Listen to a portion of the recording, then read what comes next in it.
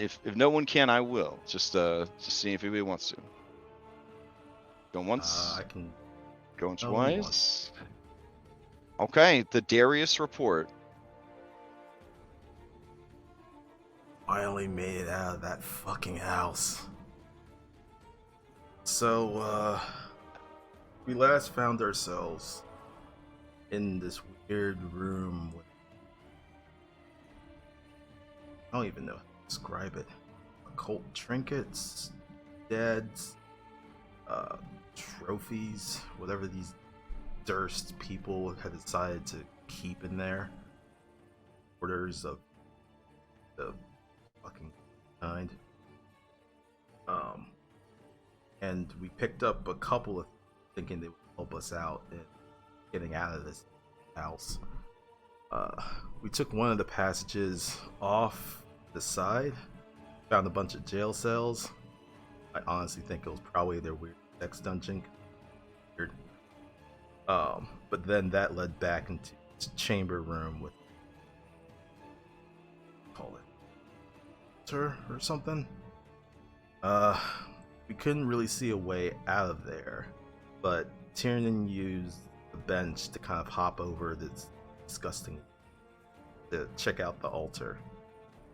Fortunately, that set off some, I'm not sure, trap, something. Ghost came out, started chanting, being real annoying, but the worst of it was, I think it was Walter, that baby that Deanna keeps talking about, but it ain't no baby. It was like a blood flesh thing that came and it just attacked us. Tried our best to fend it off. We lit it on fire. We shot at it a few times. It kept wailing like a baby. That was probably one of the most disturbing things I heard. Tiernan climbed up one of the chains to get up to the room above us. Eric tried to do the same, but he got caught by the creature and knocked out. It was turning kind of bad, and eventually it grabbed Adrian. It literally tore him apart. It wasn't pretty, but for some reason that stopped it, and it died. Loaded. So then we try to regroup ourselves because we were all beat to hell. Went up to find Tiernan, rested in a room. I had to tell Reed what happened to Adrian. That wasn't fun. And but somehow our luck turned as we saw that the staircase we came down from opened again. So we were able to go back to this top floor of the manor, and you're not an Oregon or Seattle. Anna keeps talking about this place, Barovia. I have no idea where the hell we are, but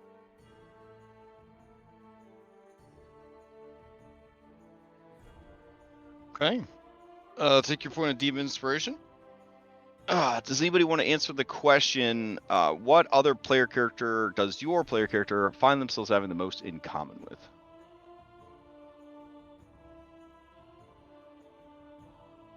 Okay, can Eric answer this, even though he's Yeah, sure. kind of unconscious? Well, this is like, the show The Office. Like, the camera crew takes you to the side and sits you down and asks you this inspiration question. So, yeah. Like, between scenes. So. Okay, this is Eric here. I think that he would perhaps find some common ground with Reed. Okay. Interesting. In regards to his actions and in his attempt to survive what's been happening. Mm-hmm. He sees the logical approach to it, and he doesn't blame him for having done what he did. He is wary of him, but does not necessarily blame him for his actions so far. Fair. And honestly, he can. I wouldn't say he would immediately put someone in front of him to take the hit, but he could. Maybe he can kind of see himself doing something like that. As more of a last resort sort of thing, you know? As you know, yeah. I think these are all private. I'm not saying he would do it. I'm saying as a last final resort. Just far off. Seems totally unapproachable everyman. Just knowing the thought has crossed your guys' mind. Look. I'm not the one with the ability, okay? You can blame him for that. We are literally trapped in a horror movie. All right, not everyone is going to be, the salt of the earth. These are the hard times, guys. This is the hard times. As you will discover. All right. So, you may ask the same question of any NPC you've met previously, though there's not too many NPCs left to ask, or we can just get started. I was going to say Matthew, but we already know his response, so I'm going to go with Izzy. Okay, Izzy. Man, I think Izzy relates pretty closely to Mackenzie, in so much as Mackenzie seems like she's here, she's trying to keep things calm, keep things together, is doing what needs to be done, but like, I feel like she thinks that Mackenzie, maybe if everyone survives all this, they could go get coffee, like to talk about life, that kind of thing. If they survive this, talk about therapy. yeah, good therapy for sure.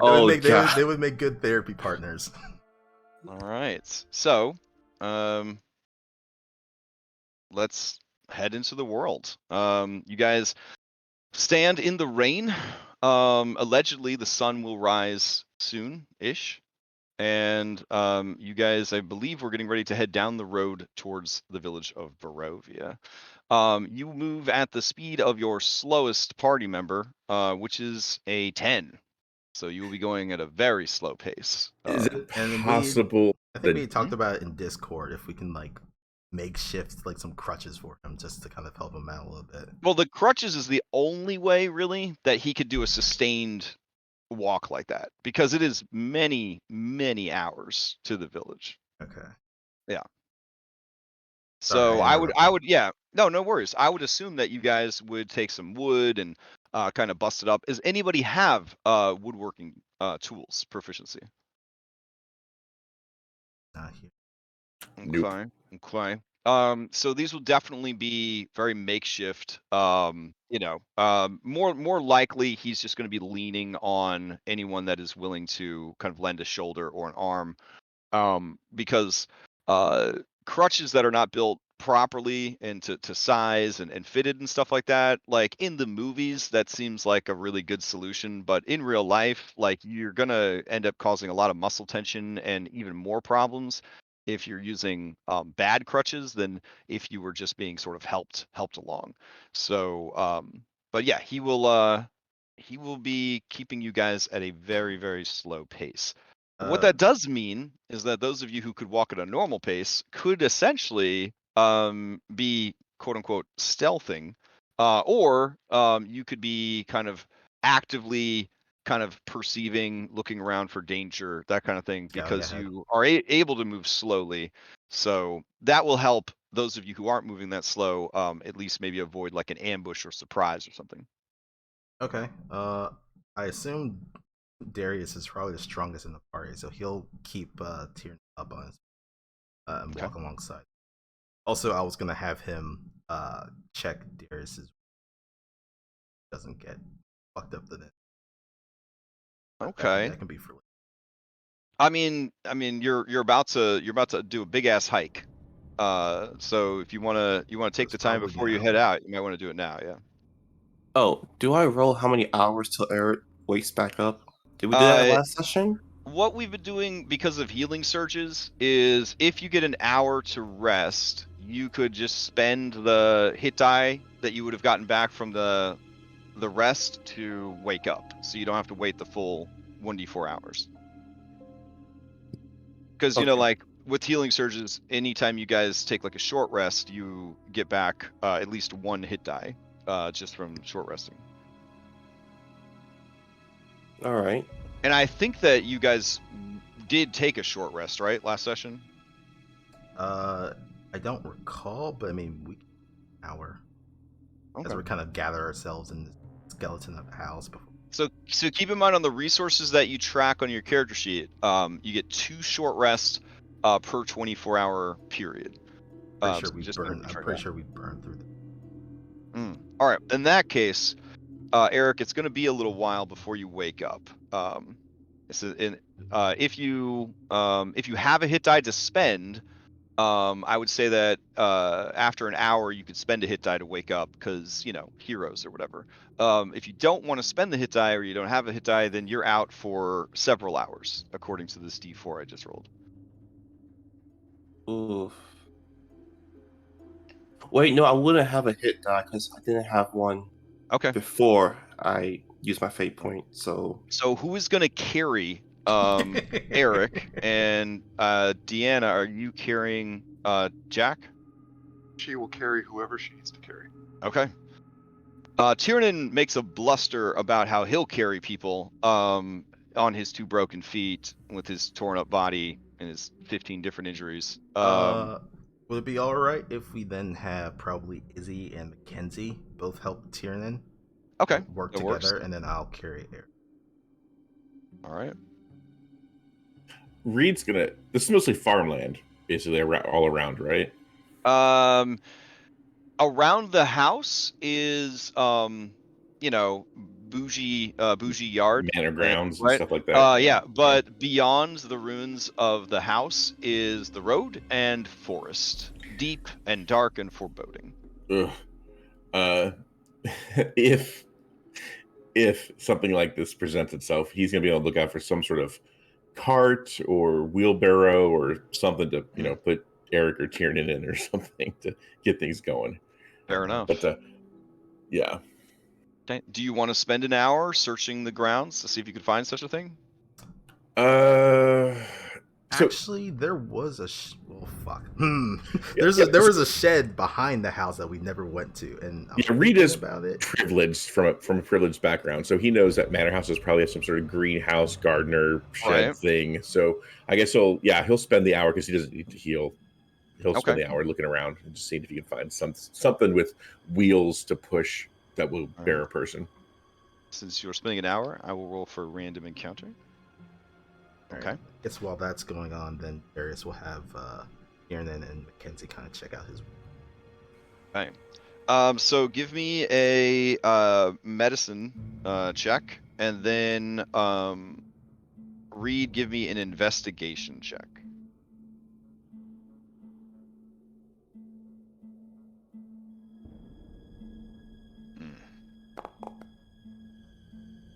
All right. And what are you hoping to determine with this medicine check? Well, I have a lost hand. I have bled quite a lot. So how badly? The wound is infected. Okay. That's every time.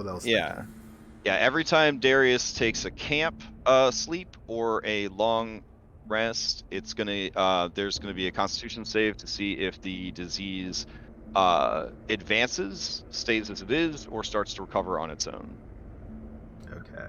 So then I imagine doctor's orders are to try and not do as much strenuous stuff as he has been this whole time. And definitely 2 reps. So it can actually properly. Correct. Yep. AKA, how soon can we get fucking down? So Anna remembers that the town is only about a half day's ride from the house. That is implying like a carriage or horses. That would mean that it's a full day of walking. And at your reduced speed, that would imply that it's going to be maybe 3 days of walking with Tiernan's slow speed. As you are looking around out back, you discover the remains of the foundations of a conservatory type greenhouse and a shed, but everything has been reclaimed by entropy and nature. I'll go back to the group and just say that, yeah, no dice, guys. It's all ruins back here. All right, well. Reed will stick back, let the girls help Tiernan, and he will stealth. Right. And the sun begins to rise. You think the light, the ambient light, starts to brighten, and you're sure that there is a sun because it's getting lighter, but the cloud cover is so dense that you cannot see the sun. And what little light there is, it filters down, providing at best 3 a.m. Walmart lighting. You familiar with that horrible, like halogen, like just lifeless kind of pale light? That is what you're getting as the sun filters through the clouds. All right. Then as the sun begins to rise, you guys begin to walk down the road towards the town. So let me swap this out for dish background. There we go. All right. Oh, no, Cheery. that's there we go. Okay. So according to this, after about 2 hours of walking, you guys encounter something, perhaps? Let me check.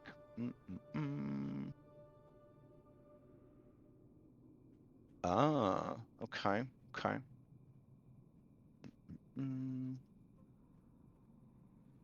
Such a big sandbox. There's stuff everywhere.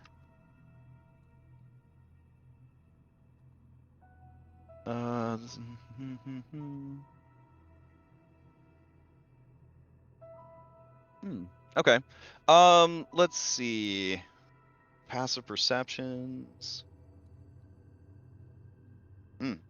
Okay. Everything seems fine. As you keep walking around the 4-hour mark, so about 10 or 11 in the morning, there is a peal of thunder. The clouds overhead begin to darken, and you know that a terrible torrential downpour is about to begin, especially since you are residents of Pacific Northwest. The sky opens up, and rain begins to pour down. This is a torrential downpour. You cannot see more than 5, maybe 10 feet in front of you for how thick and heavy the rain is coming down. The muddy road immediately turns to a sloshy mud. What do you guys do? Before the rain broke, did we see anything other than just forest? On either side of the road is forest. Okay. Do these forests seem like they have any type of canopy to lessen some of the rain? Oh yes, the trees are very thick. You could definitely go into the forest to get some cover from the rain.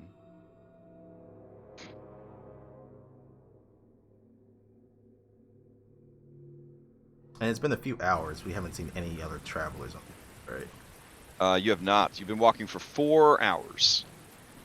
Hey, look, guys, we're already wet. We're soaked. We're not going to get any wetter. Keep pushing on. Don't leave the road, right? That's stupid, right? Sure. Pushing through the road. Oh God! Trying our best to not be washed away or something. All right. You have the benefit that the road is in front of you, and that even as it's sort of turning to a small stream of mud, you have obvious signs to either side of you of where the forest is. So as long as you just maintain going the right direction and do not get turned around, there's a whole group of you, so this shouldn't be too bad. I just need 2 people to give me wisdom survival checks. Wait, but Reed, you have direction sense, right? I do. All right, then as long as everyone is trusting of Reed, you have those weird chemicals in your brain that give people innate compass, and so you know that you are heading the right way, even as the rain pounds down and you start to lose sight of the road, turn around to try to answer someone's question, turn back around, are you still going the right way? You in your heart know that you are. So you just continue to march through this rain. Okay. And since Reed is kind of trying to lead the group through, obviously he's abandoned his stay back in stealth approach. So. Okay. Let's see. After these number of hours traveling, has Eric stirred at any point? Oh yes, my bad. Good question. Around the end of hour 2, heading into hour 3, Eric, you start to open your eyes. You feel that you are being carried, and this is before the rain really picks up. So it's like an hour before the rain really picks up. I was enjoying being unconscious. Damn it. No pressure there. No pressure. Yeah. I mean, I'm willing to help, but there's a limit. I've been carrying people all through the manor. What happened? Where am I? Where are we? We're out. We're outside. He'll All right, set Eric. He'll kind of set Eric down.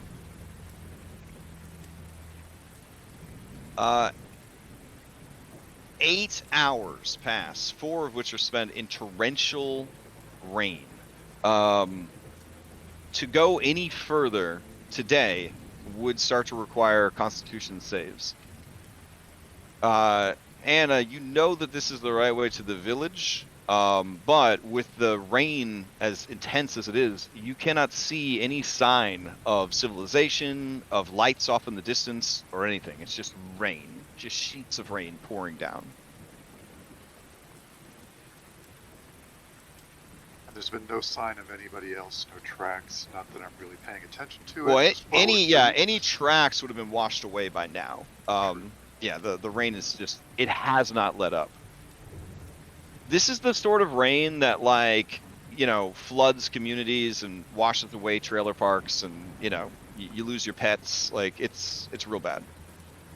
Is there any kind of rise near the road anywhere that we can theoretically use as a stopping point for the group? Yes, that would actually be a survival check, wisdom survival, to sort of suss out a good place to stop for the night.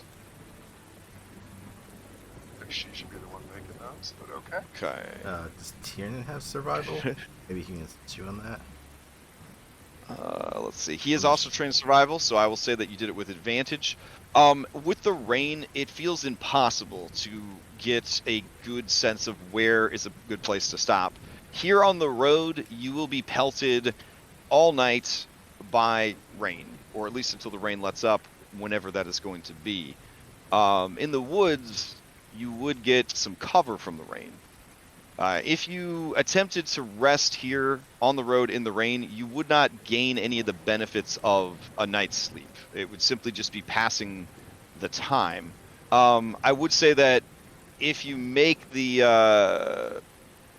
you just wouldn't gain any hit dice back or anything, but you would gain enough rest from not moving for a while that you could then proceed to march the rest of the way tomorrow. Is there anything that's reputed to be in the woods? Oh, the woods are very dangerous. She would suggest we wait. You pass the time on the road then. Okay. So it's more about like just letting your muscles rest and your body a bit than actually getting any kind of sleep. But you guys can still attempt to set up a campsite, but it's going to be very difficult to do so.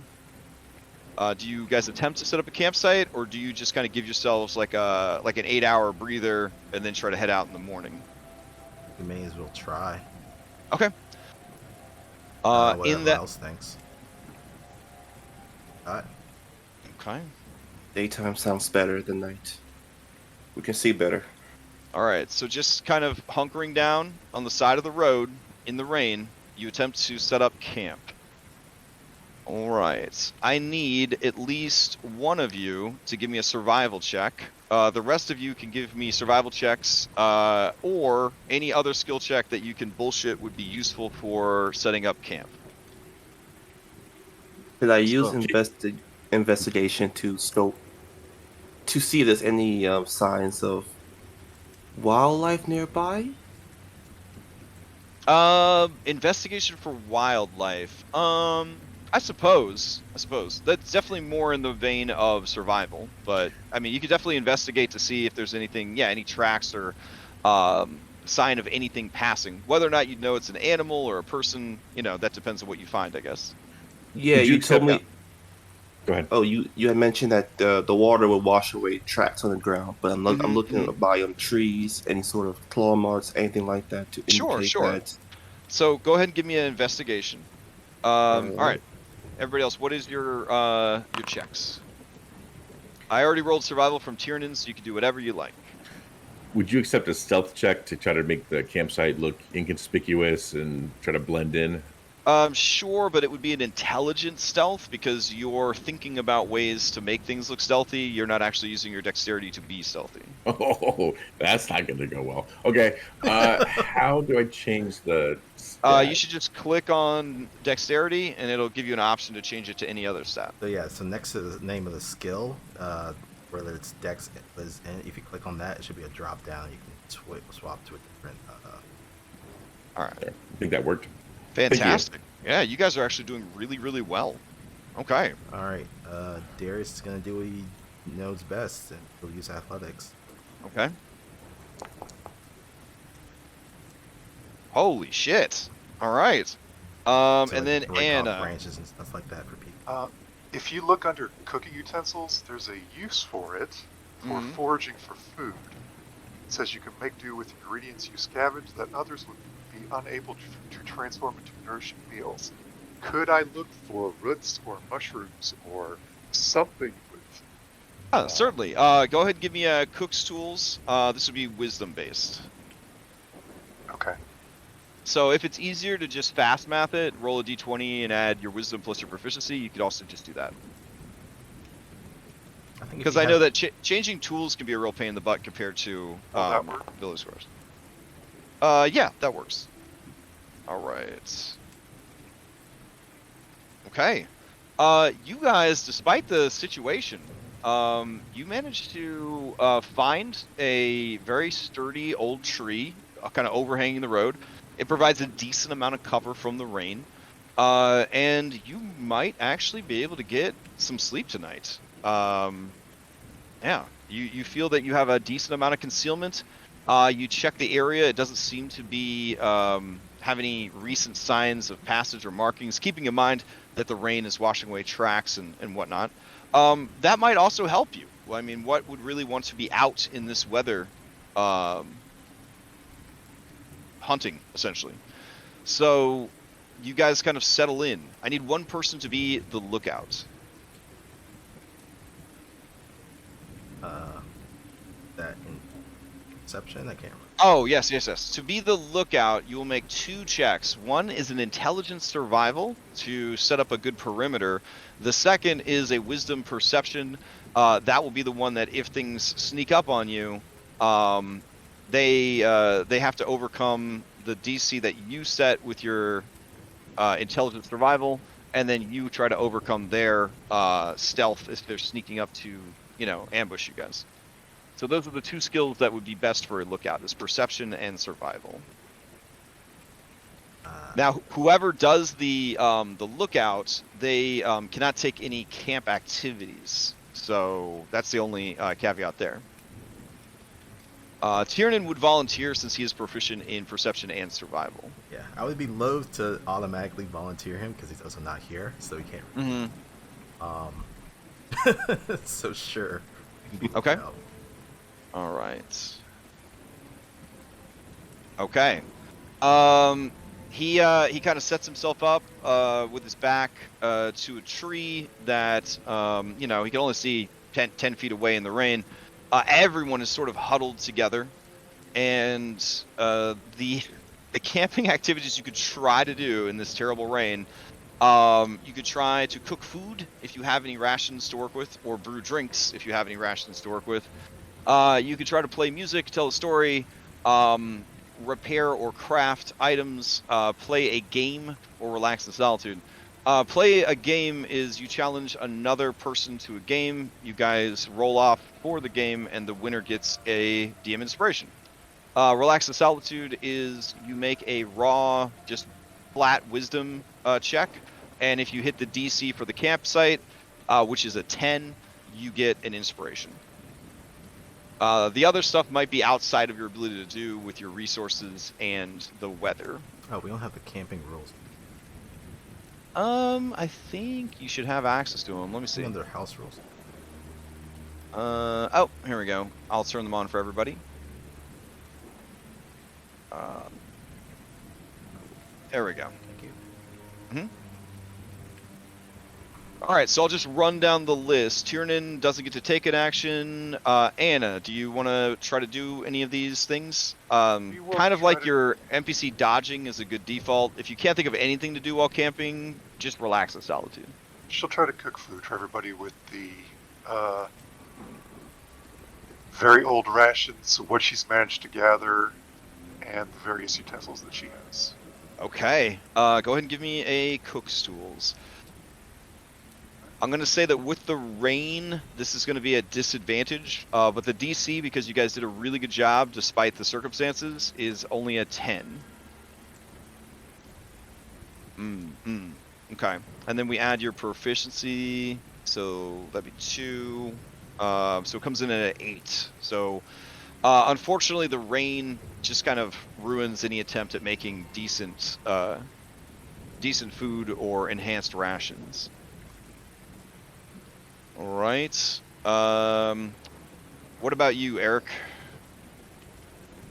I want to craft an item. I want to do this the way people of old did, and find a firm wooden stick, a sort of triangular looking stone, and I know we have some rope on us, so I want to make a tomahawk. A makeshift tomahawk.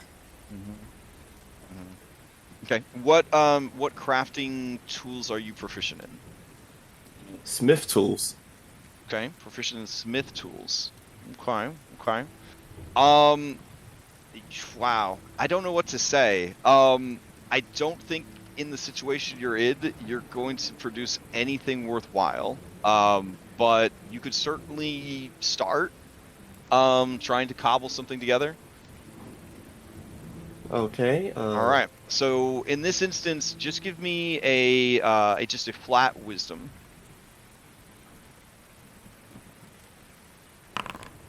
Okay. Yeah. You are working with these materials. You are trying to intuit how to do this.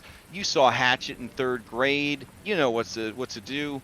But as you are kind of doing this, it is becoming pretty obvious to you that you don't have the right materials, you don't have the right tools. Movies are bullshit. Yeah, this isn't happening. All right. What about you, Darius?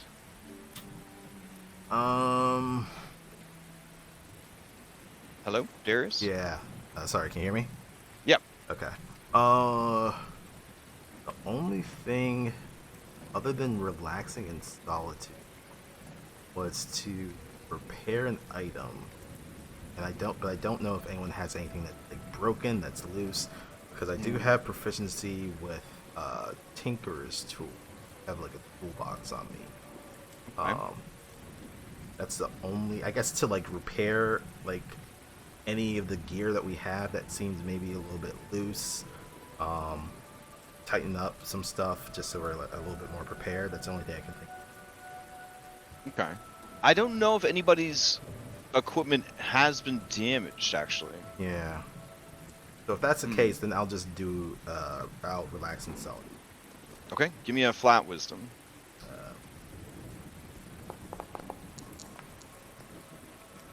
Okay, you get a point of DM inspiration.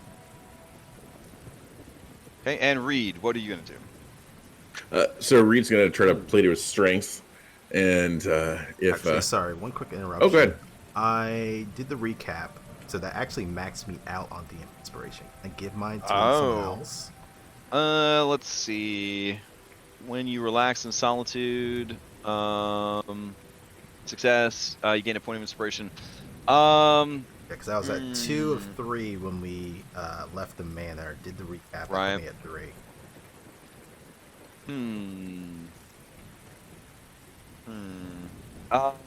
Yeah, you guys probably need it. You can give it to somebody else. All right. Whoever is missing inspiration can take. Okay. All right, Reed. What are you doing? Okay, so he will, I guess, tell a story. You know, he's used to being the center of attention and kind of wants to be the center of attention. So he's going to relate a tale of how when he was on the set of the Twilight movies, you know, shot and watched how it would rain all the time, and something about Anna Kendrick and yada yada yada, trying to make him sound good. Okay. But if anyone's interested in movies, he's going to try to inspire them. All right, give me a performance charisma or a history charisma. Oh, we're doing performance.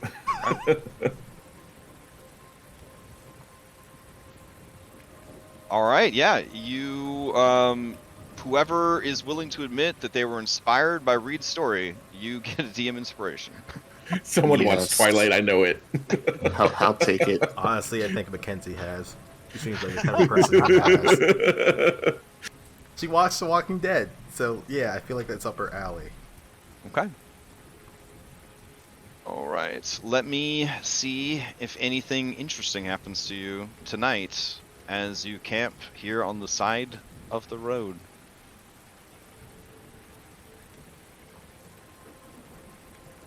And it's only by completing this rest we getting a hip die back, right? Is it a short rest? Or actually, no. This is a short rest. This does count as this will give you a short rest. You'll gain 1 hit die back. There are camp activities that would have given you more hit dice back, but they didn't happen. So, all right. Oh no, my real dice fell on the ground. Ugh. Okay. The night passes miserably. The rain never lets up. You guys may attempt to sleep. Give me a Constitution saving throw. The DC, because you did manage to make a good campsite despite everything that was working against you, is a 10. If you succeed on this Constitution save, you recover an additional hit die. How you put Faspiration on that? Okay, as long as you announced it before you rolled. Oh, your Faxpiration. Yeah, Faxpiration. Yeah. Sure, go for it. Yeah, I thought you said it's a D4 or D6. D6. Mm-hmm. All right, I'm at 12. Okay, then you regain. You regain another hit die, and then you also are the only person that got a decent night's sleep. Oh no, never mind, Darius. There you go. Darius Nice. slept like a stone. Out like a light. All right. I will roll for Tiernan. Yeah, he actually slept pretty well as well. Okay. Against all odds, 3 of you managed to get some decent sleep. For those that failed, I assume that means like exhaustion doesn't go away and our wounds are still there. Or In this situation with the rain and everything else, correct. Yep. Okay. All right. Sorry. At the beginning of the session, how many fan spells did we get? One of them was personal, but we got 2 one others. was just. There was 1, and then 1 specifically for Eric. Okay. So then 5 fan.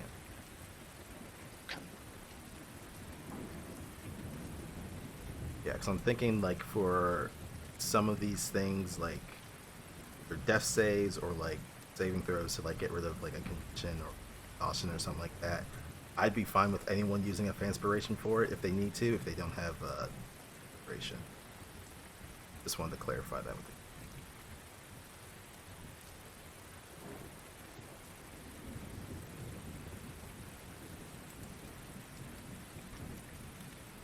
All right. You wake up. You pack up what few belongings you might have taken out during the night. The rain continues to pound down, and you continue to walk. And you walk for another 4 hours.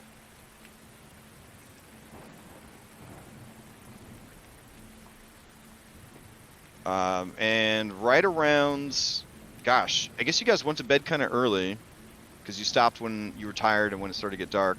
So you woke up really early. So you guys were walking since probably 3 a.m. Oh my God. Okay. You arrive at the top of a hill. The rain clears ever so slightly, and you look down into a valley beyond. So this is like you guys at the top of the hill, and then you're kind of looking down at this valley. And sort of as you reach this part of the road, the rains kind of let up and start to clear, and you see the dim sort of false light of the sun kind of rising, and you see the silhouette of a straight up like Castlevania, like Dracula's castle, perched on a stony precipice off in the distance. Its shadow looms over a valley. The valley looks like you can already see from this distance huge pools of floodplain that have kind of been caused by the rains, and you see a decrepit village. The buildings are sort of bent and crooked, and it sort of looks like they hired Tim Burton to be like the architect for most of the buildings. Everything has a very spooky kind of Halloween vibe to it. Think they have a bed and breakfast down in Sleepy Hollow there? Nobody really. Okay. Was that sarcasm or was that a joke? I mean, I guess either. I don't think it's Let's funny. see. Oh, here, flavor text. Tall shapes loom out of the dense fog that surrounds everything. The muddy ground underfoot gives way to slick, wet cobblestones, and the tall shapes become recognizable as village dwellings. All right. As you draw closer, you see that the windows of each house stare out from pools of blackness. There is hardly any sound except for the occasional mournful sobbing that echoes from the streets of the village down below. Dana. Is this it? This is the village of Barovia, in the valley of Barovia, in the land of Barovia, in the shadow of Castle Ravenloft. But it definitely looks like it has gone downhill since you were last here. This is it. It looks different though. The first word that comes to mind is neglect, and maybe even slow death. Like it just looks like if the town was alive, it is on its deathbed. Cheery. Well, every town's got to have some sort of law enforcement, right? I mean, we go there, we tell them what happened at the manor, we get some help for. And he looks over at Jack's body and just doesn't really know what to say. Do you seriously think someone out here is going to help? Look at it. I mean, it's the only side of life we've seen. Try.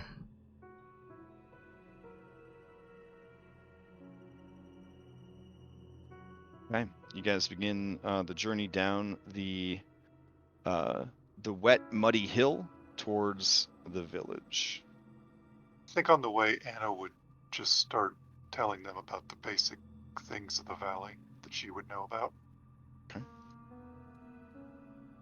Because of the poor sunlight, the majority of the crops grown in Barovia Valley are like pumpkins, potatoes, things like that. Grain struggles. All the different grains kind of struggle. Some people did start kind of growing like rice and things like that. And so a lot of the bread in Barovia is made from rice flour. So it's got kind of a very dry, kind of chalky kind of taste to it. Most of the people of Barovia don't go in for seasonings, things like that. You know, sometimes if they're feeling spicy, they might put a little salt on the meat, you know. But yeah, it's never been a very prosperous land. Even when Anna was alive, it's never been especially prosperous. But it's been much better than it currently is. It seems that 1 in 3 buildings is just boarded up and abandoned. Roofs are kind of caving in. The streets are just flooded with filth and mud. The rain continues to kind of pound down. Just overall, it's just not an inviting place at all. It just seems like a place that has given up. And as you approach, let me swap out some music here.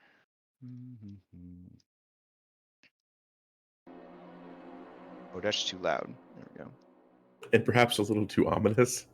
Oh no, that's the right amount. Okay.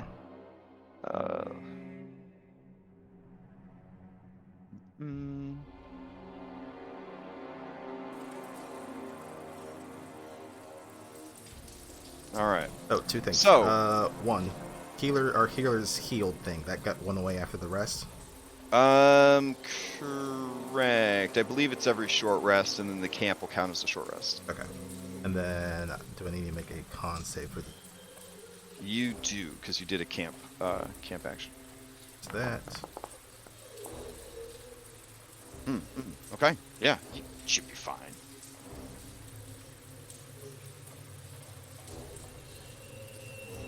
All right. Let me take you guys down to the village. Let's see. Oh, here's a great shot of the village from a distance. Guess we're not going to be seeing children playing in the streets. One of those 3D scenes. Oh god, it's pretty nice. Okay. So you guys kind of come down the hill, and as you begin to enter the town, here we go.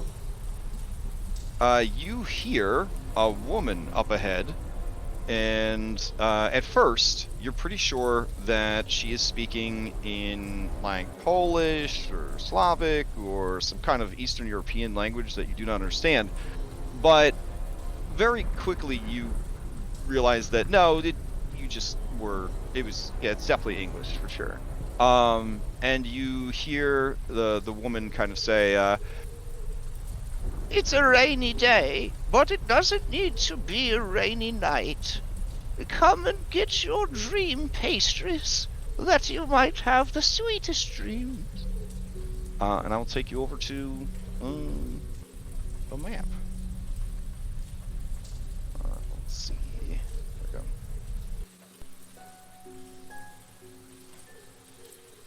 It's like a medieval equivalent of an ice cream man. Yeah, they have a cart, and the cart is laden with delicious looking cupcakes and meat pies.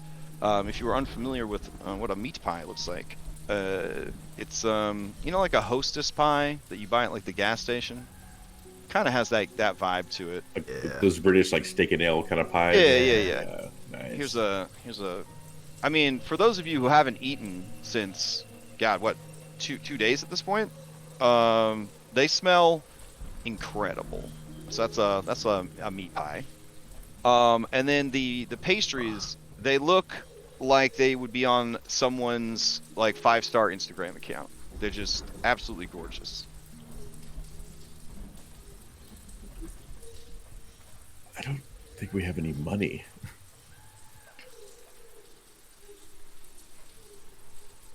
Or good.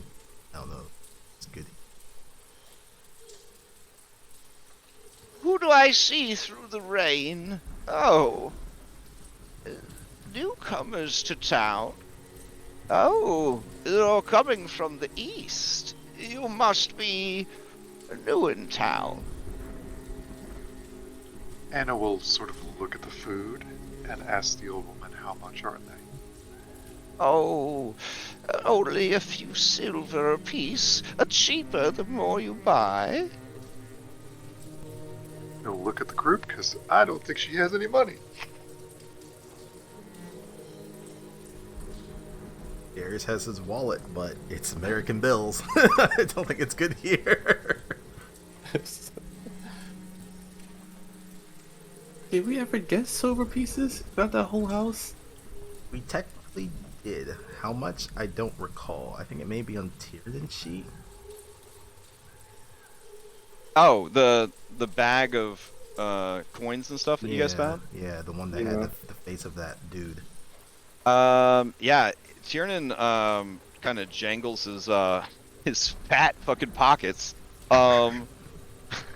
Dude would sound like ka-chink, ka-chink, ka-chink as he walks down the road with the amount of loose coinage he's carrying.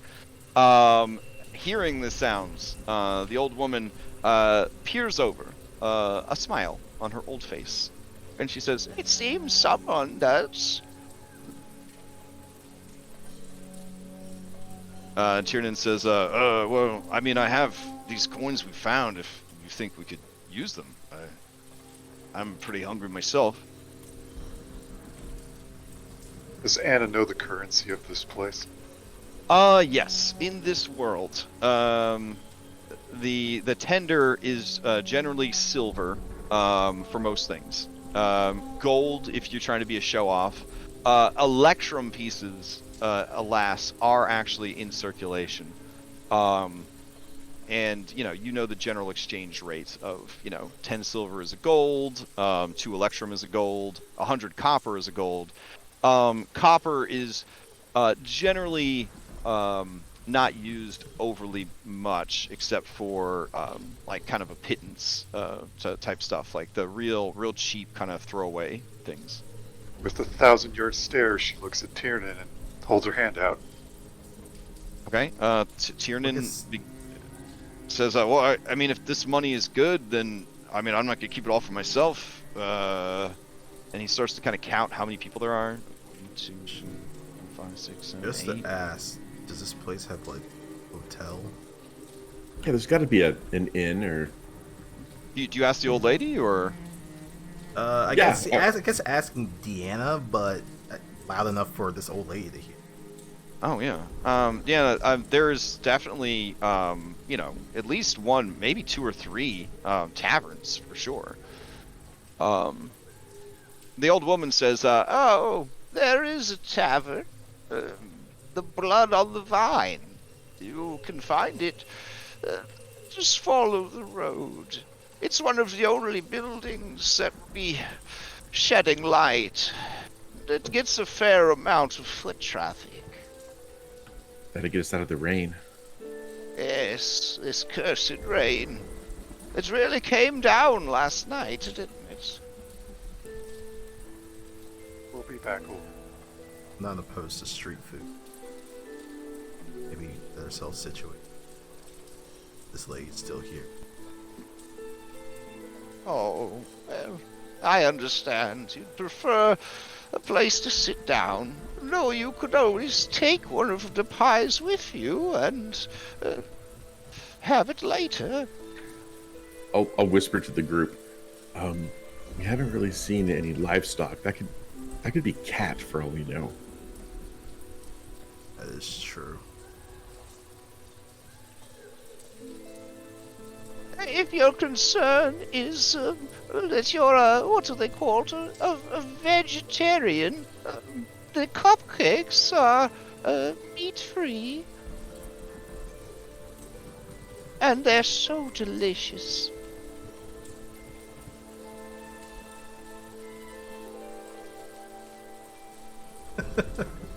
Darius is considering in his head, this is like the first nice thing that we've encountered so far in this very dreary ass place. Maybe it's not a bad idea, but he hasn't said anything just yet. Mulling it over.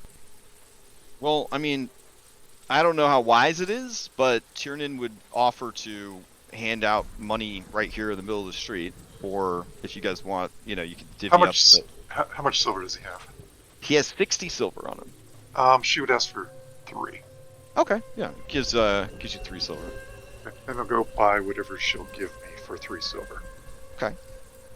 She says, oh, there's something special about you, isn't there, girl? Yes, something old. And something new. Sort of Yeah. giggles at that.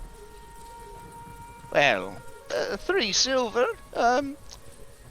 I'm feeling very generous today. Normally, it'd be 2 silver apiece or more, but why don't you pick out 3 things? Well, she'll look at the group, and I'm sure they've been sort of griping about being hungry. She will get whatever looks to be the most filling for these boys. So, like the 3 fattest meat pies? Or Absolutely. Do you get any of the cupcakes? I feel that the meat pies are going to be more nutritious for these folks at the moment. Makes sense. All right. She wraps them up in some like parchment paper for you, and the hands them off and pockets the money. Says, "Oh, thank you. Every little bit helps. We are a family business after all." I thank her for it. Does she recall where? Does Anna recall where there might be any kind of a lodging in this town, or someplace to get out of the rain? I think someone mentioned this blood place down the road. Blood on the Yeah, towards the center of town.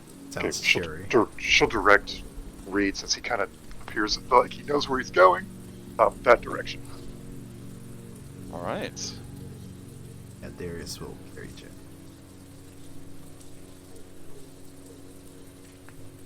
Just get a nod to the old lady. Okay, I can just hero stack you. Oh, as you're walking by, the woman says, "Oh no, you've had a loss on the road." He's just sleeping. Oh, is he now? Well, you could have fooled me. If he's hurt, perhaps you should take him to Father Donovich.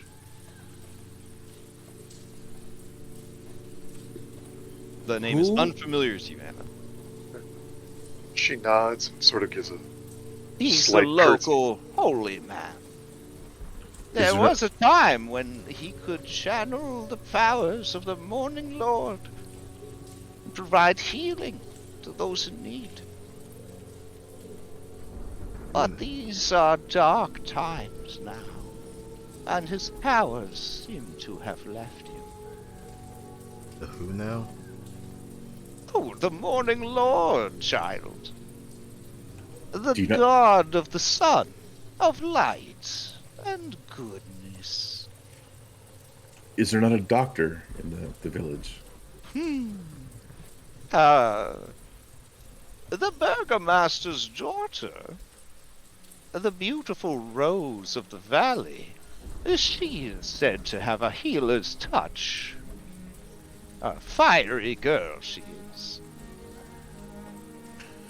Well, then perhaps we get out of the rain to this blood place, secure some rooms, and maybe visit this Rose of the Valley woman. Oh, don't call her that in her presence. She's very self-conscious.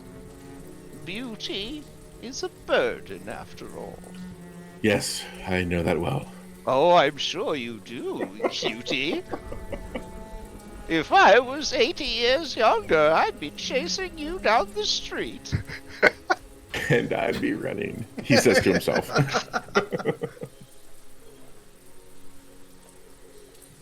think Darius kind of thinks for a couple of moments, and then he'll like kind of whisper to the group.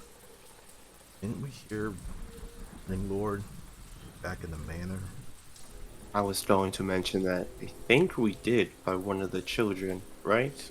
Oh, Anna, you know that the Morning Lord is the god of good. They have two gods in Barovia. Well, they have many gods, but the two gods that most people worship are the only two gods in their pantheon, and it is the Morning Lord and Mother Night. She will say this very matter-of-factly to everyone. And I assume you're gonna have this conversation as you head out? Yeah. Yeah, we'll walk and talk. Alright, as you guys are leaving, the woman says, once again, thank you for your patronage. I will love to see you again sometime. And I hope you have the sweetest dreams. As we walk by, does she look completely fine in this rain? She looks kind of miserable. She's got like a little awning like built into her cart that she's kind of huddled underneath. That's keeping her and her pastries. Yeah, she's got a pretty good setup. It looks like shit on the map. Everything in Barovia looks like shit. It doesn't stop it from being functional though. Yeah, it doesn't stop it from being functional. All right, so you guys head towards the center of town, looking for the Blood on the Vine Tavern. All right, there is a gorgeous shot of said building. So let's go take a look at it. Oh, nice. This is amazing. Oh, as you mentioned, the support for this campaign is crazy.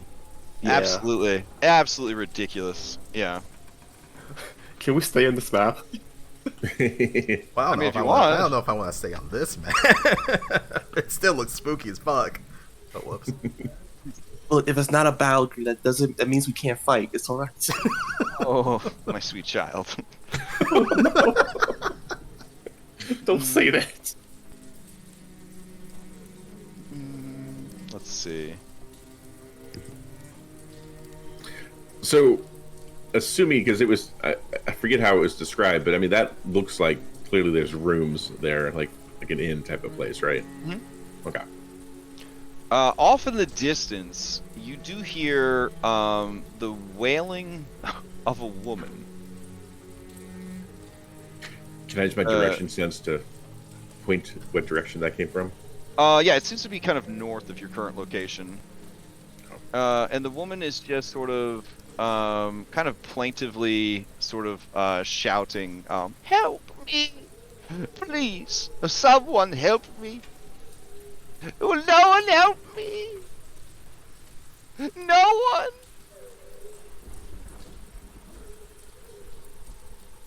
And you just kind of hear it sort of echo away as it almost sounds like they're just sort of wandering the village.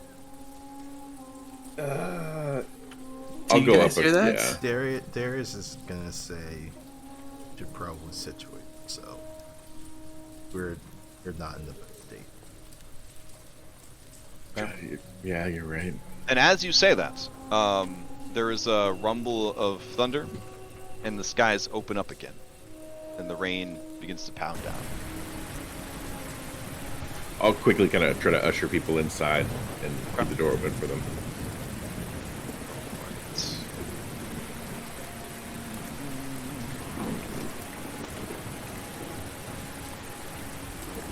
Okay, so you guys rush over to the tavern. Alright. Cool. I think everybody appeared without too much hassle. Okay. And activate. Alright. You guys see the map? Are you able to see? Kind of. Yeah. Okay. Yeah. Alright. Here is the let's see. Here is the sign out front. And let's see. Here's the stables. I'm just so happy to have support for a campaign I'm running. It's so nice. And then let's see. Yeah, as you kind of peer in the door, you get a general sense of the tavern proper. Are these pictures showing up for people, or? Yep. Yeah. Yeah, Okay. we can see them. Oh, great. Okay. Any horses currently in the stables? All right. There are no horses in the stables. This is nice. Yeah. All right. So let me see. I'll put on some tavern music. Let's see. Turn this music off. And don't need this music. Here we go. All right. So, as you guys head inside, you see light kind of coming out from the door, and it looks dry and warm inside.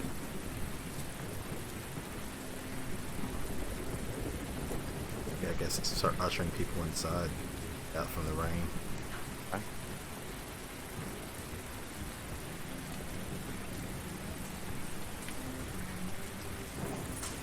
All right. As you guys head in, everyone inside, which seems to be maybe 6 or 7 people, they turn to look at you. You hear kitchen and, you know, other kitchen-related sounds coming from the door over here. Just kind of pots banging and someone kind of mumbling to themselves and moving about. There is an old man. He sits there and he is drinking what looks like some wine and picking at a loaf of bread and some cheese. He is having, or was having, a conversation with the man next to him. He seems to be a young man, maybe in his early 20s, powerfully built, with blonde hair, piercing blue eyes, and a scruffy blonde beard. He seems to be dressed in nice clothes, but also wears sort of combat leathers, you know, over the clothes, similar to the leather armor you found in the house. There is a man behind the counter. The dude's maybe 6'6", powerfully built, and has sort of a dead look in his eyes. He seems to be polishing or cleaning a mug, and just sort of staring vacantly off into space. Oh wow! Here's a beautiful shot of the bar. I mean, the stuff's there. I might as well show it to you. You also see that there's an old woman sitting in the corner. She seems to be nursing a bowl of broth and a glass of wine. There is kind of a rough-looking fella in the corner who looks greasy, disheveled, and this early in the morning already drunk. You can see that he has an empty bottle of wine, and he is sort of trying to get every last drop out of it into his empty glass. Staring at him with disgust are 3 women that maybe are sisters, and they are watching him with disdain when they notice you, and all 3 of them turn to look at you. And it gives you the feeling of like 3 birds on a telephone wire that kind of suddenly spot something of interest. You now feel the gaze of every person in the establishment on you. Eric will whisper to Anna, "Maybe you should leave the body outside." Sets Jack down. Is that like a long table next to us? Yep, or is that... yep. That's like a big old like picnic table situation, like a long table with benches. Yeah. She sits Jack there. Okay. As she does that, can I inspect the body to see how well its composition is keeping up? Well, the place is cold and it's been raining constantly, but yeah, like so the stink isn't too bad. But yeah, it's not a great situation. The dude had a lot of holes in him. They did clean up the body significantly, and try to patch it up, but overall, it's obvious that he's dead. The guy behind the bar says, "You can't be bringing dead body in here." I'm sorry, we were just looking to maybe get some shelter from the storms. Put him in the stables. It's not like anyone using them right now. And the old man here, he just kind of chuckles. And he says, dead body. That's not too rare a sight these dark times. But yes, please. We're trying to enjoy breakfast. And The man, body. the beefy man with the blonde hair, he just stares at all of you, and you feel like he's definitely taking your measure. Nickname Chad. Reed's gonna observe them for a minute, like kind of everyone in the room, and try to, since he's dressed in the really nice clothes from the Durst Manor, which I assume are local, he's gonna try to appear as not one of them, but like, you know, as Barovian as possible, I guess. Listen to each other accents and what they're saying, and kind of say, my companions and I were looking for shelter from the storm, perhaps a couple of rooms and some hot meals. The big boy behind the counter, he looks over at the three women, and the friendliest looking of the three women, she stands up and begins to saunter over to you guys. And she says, welcome, welcome to the Blood of Divine Tavern. My name is Mirabelle, and I am one of the three proprietors of this fine establishment. You are new in town, yes? Turning on the charm. Yes, we are. Recently arrived, actually. Oh, it is wonderful. We have many vacancies. This is a large tavern and used to cater to so many travelers. It means so much to me that you chose our fine establishment. And you hear this woman go, there is no other place to stay, Mirabelle. And Mirabelle says, hush, old woman. And then she turns back to you guys and says, well, you of course have coin, yes? I'm kind of look over at Tiernan and motion to him and say, yes, of course. We have communal rooms. They would cost you... And she side-eyes this blonde dude. They would cost you 2 gold pieces a night per person. I'll look to Anna because I have no idea if that's... Anna, that's outrageous! She would kind of shake her head no to Reed. I'm sorry, surely you can do better for one such as us. You know, and I'll kind of point to my noble dress. You have a strange way of speaking. Are you from Kresik? No, a little further east than that. Oh, from beyond the mist. Interesting. Very interesting. Well, alright. Since there are so many of you, and it will be a communal room, how many of you will be staying? I look, there's 8 of us plus a body, right? I would prefer you did not keep any corpses in your room. We don't want any zombie issues. I beg your pardon? I'm not trying to be rude, but we don't need any zombies. Oh, I'll just kind of gloss over that, thinking she made a joke. Yeah, we were looking for both Father...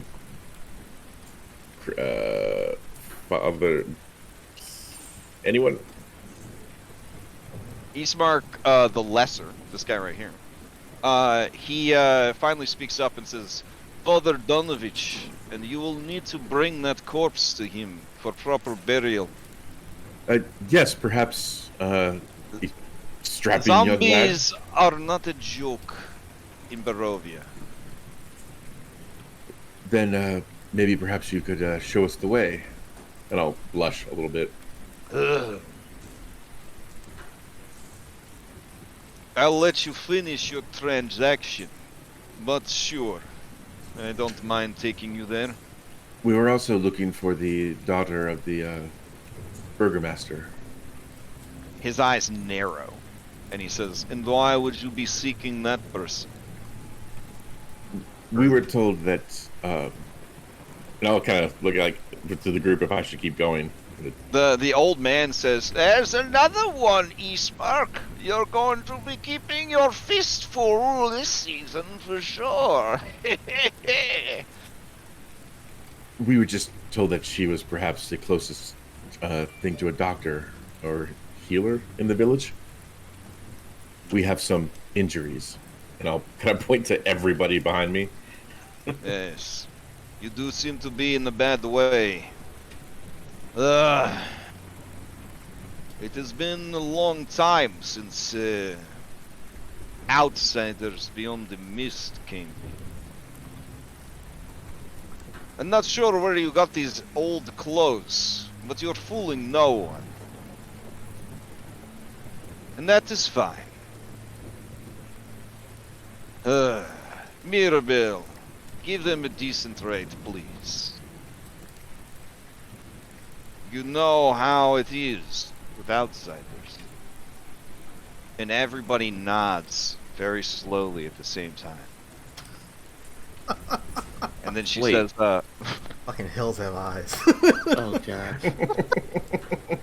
and then she looks at you guys and says, for 5 golden nights, I will give you the common room, the biggest one I have. You can share the space however you see fit.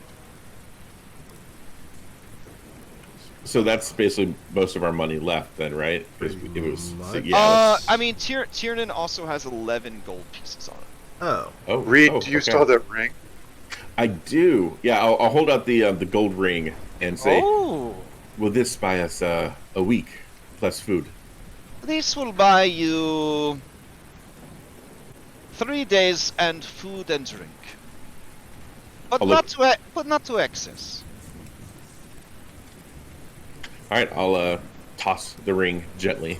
to Okay, her. she snatches it out of the air with a sleight of hand quickness that you can respect, one professional to another. Nice. She says, are you shy on coin? Because I have some work I need done. Perhaps after you finish with Father Donovich, you can come see me and we can discuss some business opportunities. I'll look to the group, and then if I don't get any dissension, I'll nod to her. You'll saying, get a nod from Darius. Same here from Anna, right? Yes, of course, that sounds great, Mirabelle. Thank you for your kindness. She goes behind the bar, she rummages around, and she comes back and she hands you guys a key. And she says, this will open the door. Let me see. Which room? Ah, yes. You'll be on the 2nd floor. You'll take the stairs to the right when you go outside. It's very private. It will open up onto a sitting room that you can reach by going that way. And she kind of points towards the back of the room where there are some stairs. Actually, the stairs are literally right here. There you go. So you can get to the room directly by going on the stairs outside. They lead just to the rooms, or you can go up these stairs to the common area on the 2nd floor, and then that'll get you guys to your rooms. I'll go up to Chad real quick and just say, obviously, I don't want to interrupt you and your companion drinking your wine. But... My companion. And the old man lets out a laugh. I would never consider this fool a companion. And then the blonde dude narrows his eyes at the old man, and he says, "This man that you see before you is a waste of potential." And then he turns his back on Eastmark, and he goes back to picking at his bread and cheese. I'll give Eastmark kind of a sorry kind of facial expression, and say, when you are ready and we are settled, perhaps we go to the Father Donovich. Yes, I have no more taste for my food or drink. I can take you now or when you feel settled. I will wait outside. Yes, we'll be there in just a few minutes. Thank you. All right. This dude is like 6'4", like 220 pounds of muscle, and he just kind of like moves through you guys. Reed's blushing the whole time. Like, So he's taller than Darius. He is a mountain of a man. You get big like Thor vibes, like big Thor vibes. he's Mark. He's hot. Didn't your partner just died? They were on the Russ. Yeah, my mouth is just kind of Wow. open, and I just. Mackenzie says, I mean, That's not an actual comment. That comes from Darius. sometimes you just have to say the truth. Sometimes the truth has to come out. I respect Reed for just putting the truth out there. I wasn't gonna do anything. I was just commenting. And he Oh, just shuts that's good to know. Mackenzie says, kind of peering out the door. up. Hey. I'm like, well, I didn't call dibs, but you know. All right. Eric wants this conversation to take a body into the stable at this All right. point. As you go to take the body to the stable, those of you that are still inside, you hear a chair tumble over, and you hear the three women in the corner kind of say, "Oh no," and you see this dude stumble up to the counter, and he says, "I'll need another bottle now." And the big boy behind the barkeeper, he says, "I'll need to see coin." And then the guy with the hood says, "You don't need no coin, I'm good for it, eh? You know I am friends with Aragon, And I am friends with Aragon. He sent me here on important mission, so just put it on my tab. These outcasts know they can't not stand up to me. So give me what I ask for." And the big boy behind the counter, he looks like he is unable to experience emotion. He just stares at the guy. He looks to the women in the corner, and then he pulls out another bottle, and he slides it to the red-hooded man. And he says, "That's right. You watch yourself around me. I'm the big guy runs everywhere. Valkai, Barovia."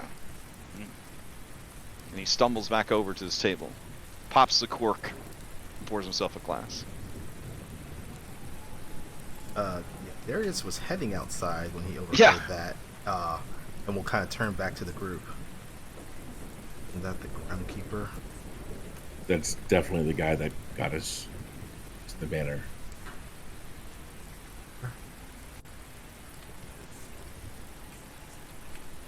We should be on the lookout just in case. I think we may need to pay him a visit. How about we not pick a fight with someone who led us into a death house? Please?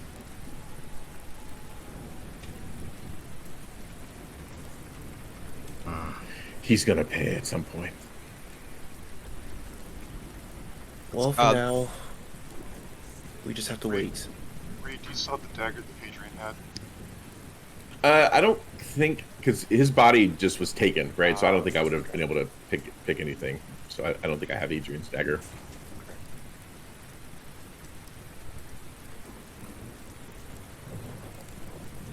So I'm assuming Eric has placed Jet's corpse out by the stable, right?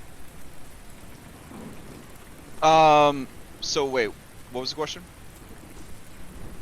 Oh, while they're conversating, could Eric have placed Jack's body Oh, yeah. to the stables? So Eric, as you head outside, you smell pipe smoke, and you see that Eastmark is just smoking a pipe, leaning against the building, and kind of staring out at the rain. He looks to you, and he says, "It is a big man. You need help carrying? You seem to have been through a lot." Yeah, I don't mind the help. He kind of, with a practice ease, moves the pipe to like the corner of his mouth, and he takes the body from you, and he says, "Hey, Not many horses nowadays. Trade with Valakai is all but dried up. My father keeps some horses still. I have mine, and my sister has a horse, but... Here, let's set him down. He is stabbed through. What happened? Eric would take the moment to consider everything he's been through.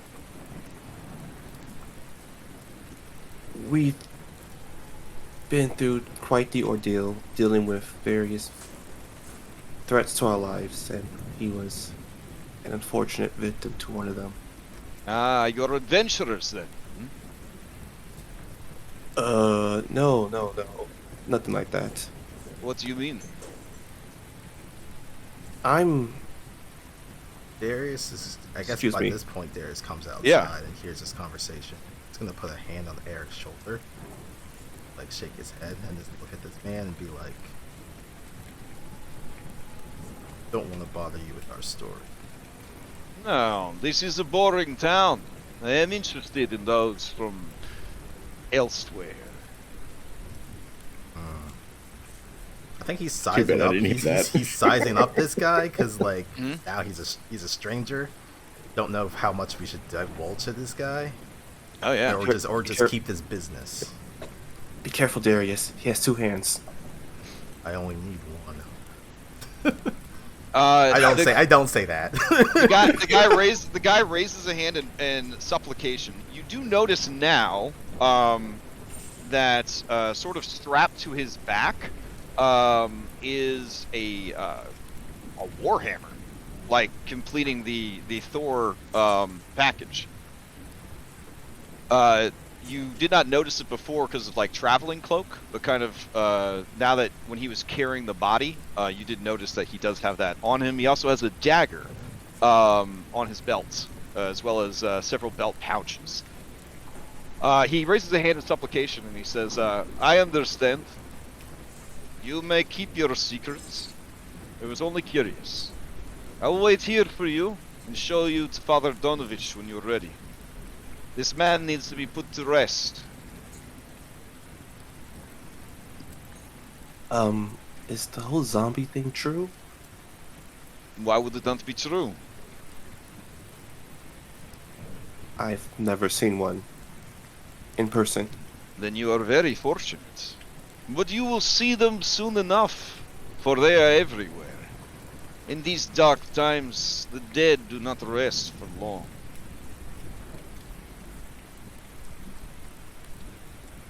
Right. And I'll look over to Darius with a knowing look like... We've actually had a bit of a epidemic, I think is the word, of zombies. You should be careful with those wounds. If they get infected, you could turn into a zombie. Then I'll have to come for you and lock you up. Thanks I for the look tip. over to Darius's hand. Well, the stump. Well, it's not actually a stump, because back in the house, because He has a wooden hand that he put Well, on there, right? no, we when we were in the trinket place, I took the Yeah. mummified hand and I tied the Yeah. mummified hand Oh, to the stump. Oh yeah, so yeah, even, it's definitely even worse. Yeah, It makes creepy. sense. It makes sense why I have a disease, because Yeah. that's probably not the smartest idea. But I'm not Yeah. a pugilist, so yeah. you gotta take the Eric good with backs the bad. away. So Eric takes 5 steps away from you, just in case. Let's get I'll going. try to usher the rest of the group outside to join Yeah. everybody. Okay. Oh, there are delicious smells coming from the kitchen too. So if you, I mean, again, you guys haven't eaten in a while. There are rules for such things. Water is the primary concern. You can only go 1 day without water in 5th edition D&D before you start to accrue, I believe, exhaustion. And once you, of course, you get too much exhaustion, you die. Food, you can go several days without food. But you do need to eat 1 pound of food a day. which we just treat as a ration. So whenever you acquire a ration, whatever that ration happens to be, that would do you for a day. Well, it's a good thing it's been raining cats and dogs this whole time. Yeah. So water's Now, probably not so much an issue. it was pointed out to me that you can't trust rainwater to drink, etc., etc., etc. It's better than not drinking water. So you guys may want to take advantage of how rainy this place is and get yourselves some water skins or canteens or something that you can kind of fill with the rain. Because you have to drink, I believe, a gallon of water a day. Might be more than that in D&D. Yeah, I think that's about right. You know, times like these, I'm happy I play Fallout. But yeah, I guess turn to the group. We're good to go. We can come back and drop our stuff later. Yeah, sounds good. Yep. Okay. Maybe we should have the others stay behind. Let's not split up. All right. Do you guys want me to quickly take you upstairs so you can see your room? We haven't went upstairs yet. Yeah, I don't mind just going on to wherever Father Donovich is. Okay.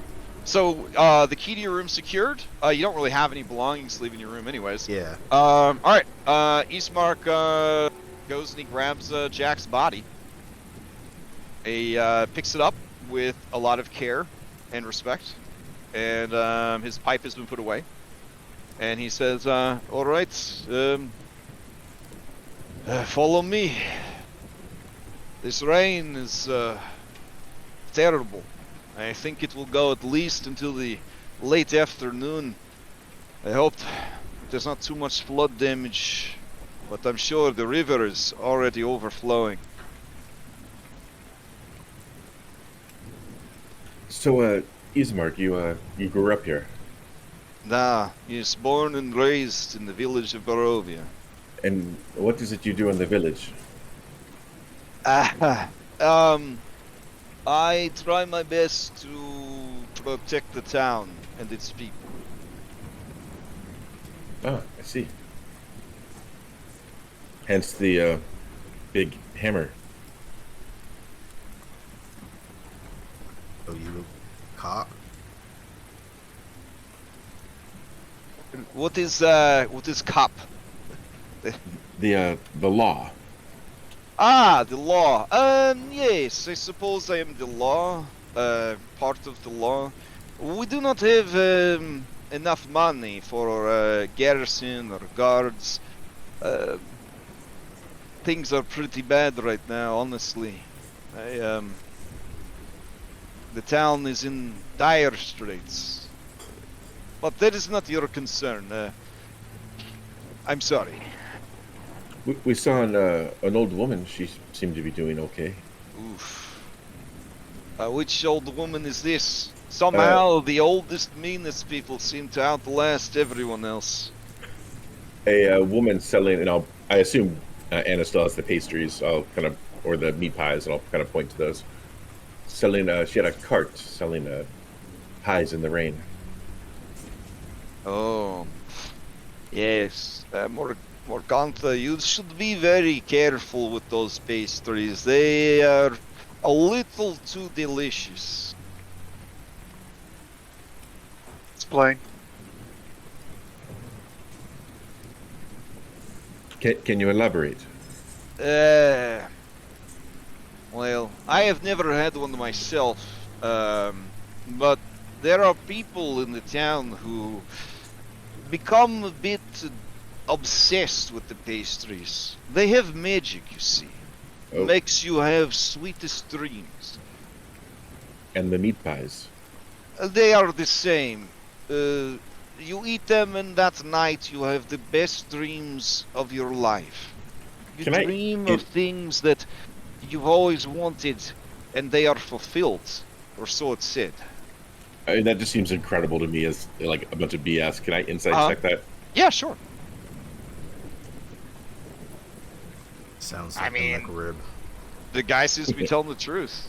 So Okay, I'll look to see if anyone else heard that, and say maybe we don't eat the pies. Yeah. Ah, here we are. We arrived at the Church of the Morning Lord. Behold its glory and splendor, a home of light in these dark times. And you look upon the beautiful church. Okay, I imagine that was all sarcasm. From him? I mean, you could insight him. No, I'm just looking at the image. That's fine. Okay. I mean, the guy seems pretty earnest about everything he's saying. And he says, Wow. yes, where you come from? You have religion? Oh, yes, certainly. Hmm.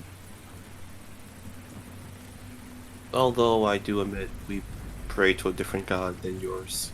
Ah, what is the name of your deity?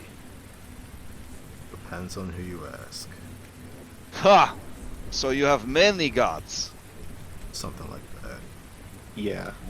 Are any of you clerics? Shakes I went head. to Sunday school once. Same. Is this a place where they train clerics? Where you come from? If you mean if anyone's like a man of the cloth, no. Ah, I see. Well, Father Donovich's. Come. Do you guys go to head inside? Yeah, follow. Yeah, Yeah. I'll follow Alright. big strong guy. Let's see. Atop a slight rise against the roots of the pillar stone that supports Castle Ravenloft stands a gray, sagging edifice of stone and wood. This church has obviously weathered the assaults of evil for centuries on end and is worn and weary. A bell tower rises towards the back, and flickering light shines through holes in the shingled roof. The rafters strain feebly against their load. There are heavy doors to the church, and they are covered with claw marks and scarred with fire.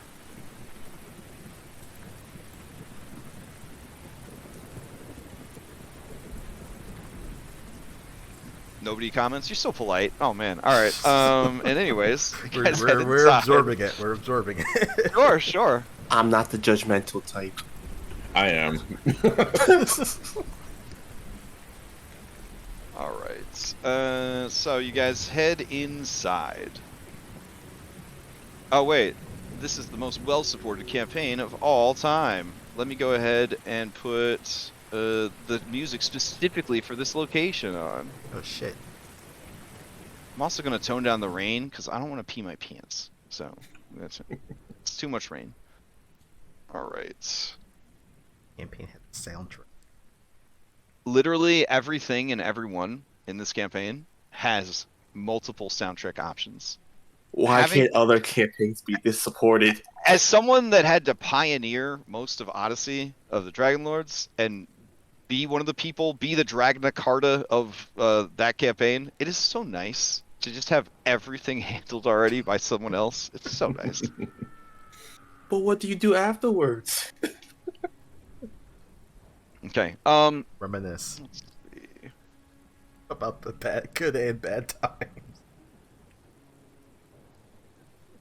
All right. As you head into the church, it is spooky.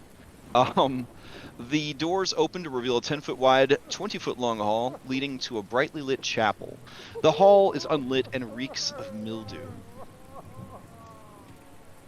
4 doors, let's see, 2 on each side of the hall lead to adjacent chambers. You can see that the chapel is strewn with debris, and you hear a soft voice from within reciting a prayer. Suddenly, the prayer is blotted out by an inhuman scream that seems to rise up from the very floorboards. fuck? Reed probably lets out a little gasp.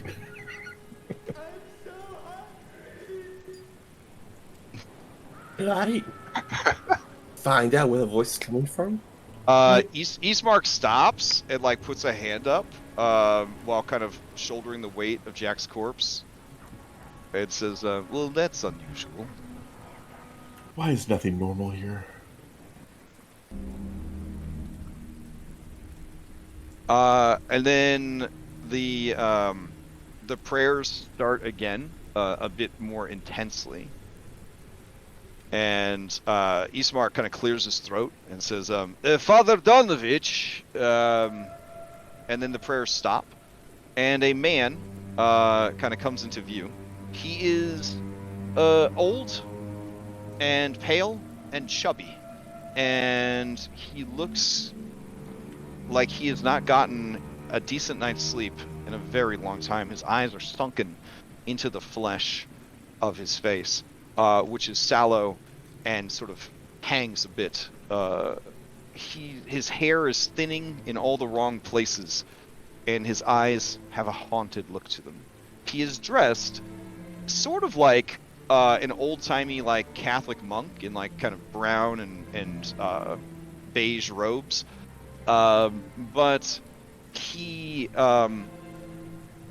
the holy symbol he wears around his neck is sort of a symbol perhaps you haven't seen before, or maybe you have. Let's see.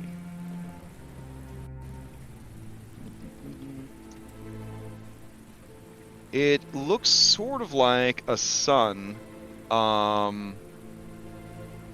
very, very stylized. Here, I'll throw a picture of it into chat. Oh, or I won't. Hold on. Let's try again.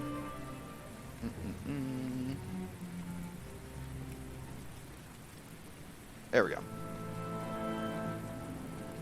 And the man looks from Eastmark to all of you and to the body, and he says, "Oh, Eastmark, it has been a long time, a few days since you came by. Is everything, well, nothing is all right, is it? Who are your friends?" And Eastmark says, I would not know. They are travelers who just arrived. They need to have this body put to rest. I understand that there is limited space, but if you could perform the rites on him and perhaps place him in the mausoleum for now, we could sort it out later. And the guy eyes all of you. You do see that he has a bruise over his left temple, and he just looks exhausted. And he says, "Oh, of course, of course. This man, was he a follower of the Morning Lord?" Anna will say yes. Oh, it's good. Days. Well, I guess there's no time like the present. We could just do it now if you like. But maybe you just leave the body and come back later if that works as well. I think, and he'll turn to the group before continue speaking. Now. It'd be best if we were to, witness it now. Certainly. Bring the body forward. And he kind of clears the the area near the altar, and he puts down a kind of a mildewed like tarp on the ground, and he says, "Strip down the body. It must be cleaned and anointed." Darius will take the body from Mark. Just say he hours. Don't carry him over. This is your family then. Yes, he was my father. Oh, I'm so sorry for your loss. The bond between the father and their child is one of the most important things in the world.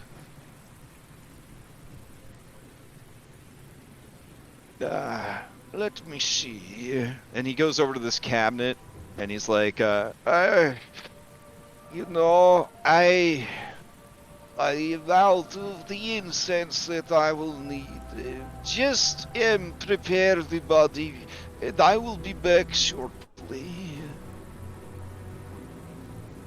Anna will get to work. Okay. He kind of wanders off. Okay. I'm going to do something a little sketchy here. Uh-huh. If there's time and Darius is not paying too much attention, Anna will try to take one of Jack's fingers. Okay. Should I just roll the perception check? I don't think you're looking out for it, so it'll be your passive against her sleight of hand. I think my passive is there. Oh yes, thanks to the magic of Foundry, I have all your stats all the time. Okay, Darius, you do notice her starting to cut his finger off.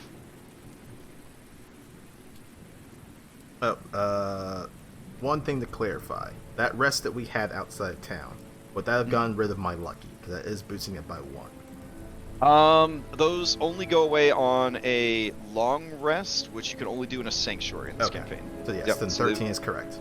Okay.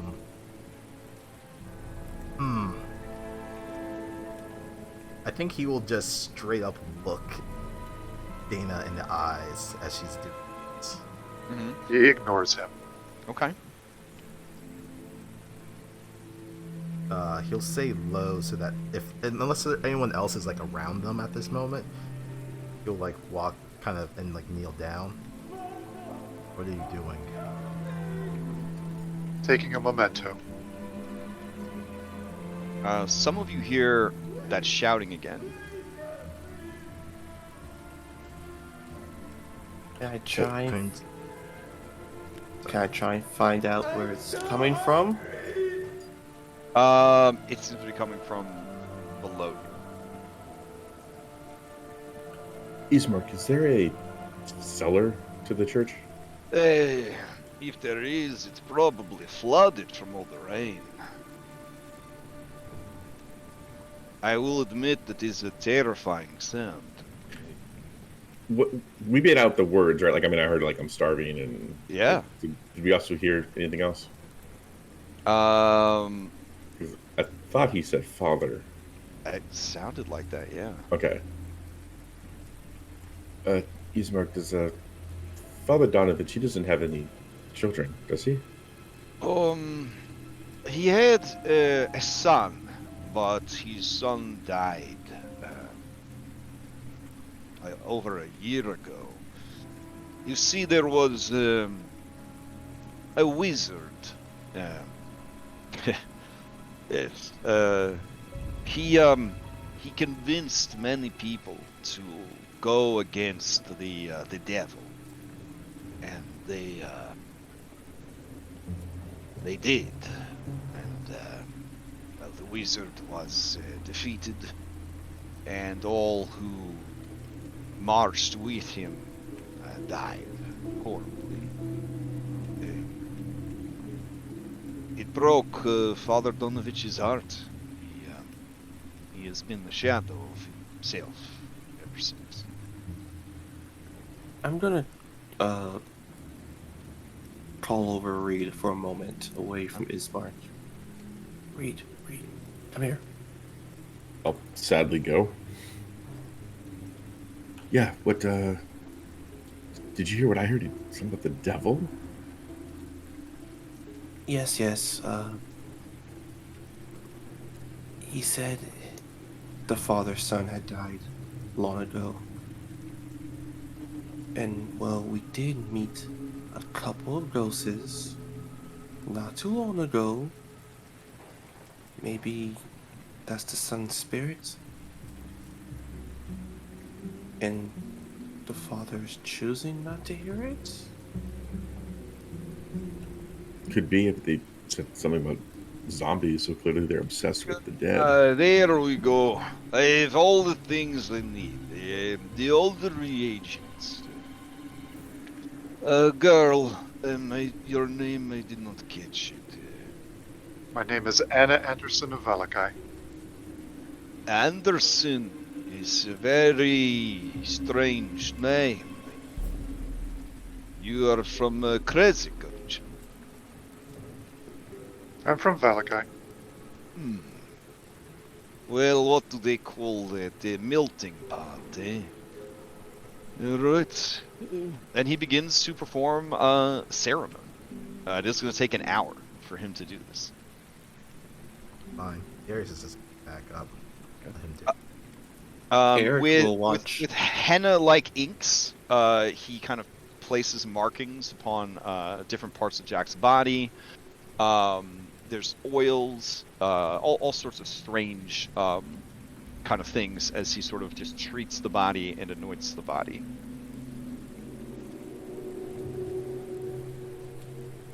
Ismark, Father Donovich is on the up and up, right? Yes, I mean, he is the last holy man here. He used to have many, well, not many, but he used to have acolytes, but they have all left, disappeared. Does this church look like it holds services, like weekly? I mean, the church looks like it should be condemned. Yeah. Yeah. But I mean, if you ask him, if you ask Ismark if there's services, he Yeah. yeah. Yes. There are nightly prayers for any who want to join in, but sometimes there is holy days where more people will gather. But mostly people are just trying to survive now. My father, he does what he can, but it is growing harder and harder to keep the town alive. But I did look for the acolytes who left. Was unable to find any sign of them, so I assume that they left for Valakai. Hope that they made the journey successfully. It is a long, dangerous journey without carriage. And Valakai is a bigger city. That is the biggest in the region. A great wall surrounds it, protecting it from monsters.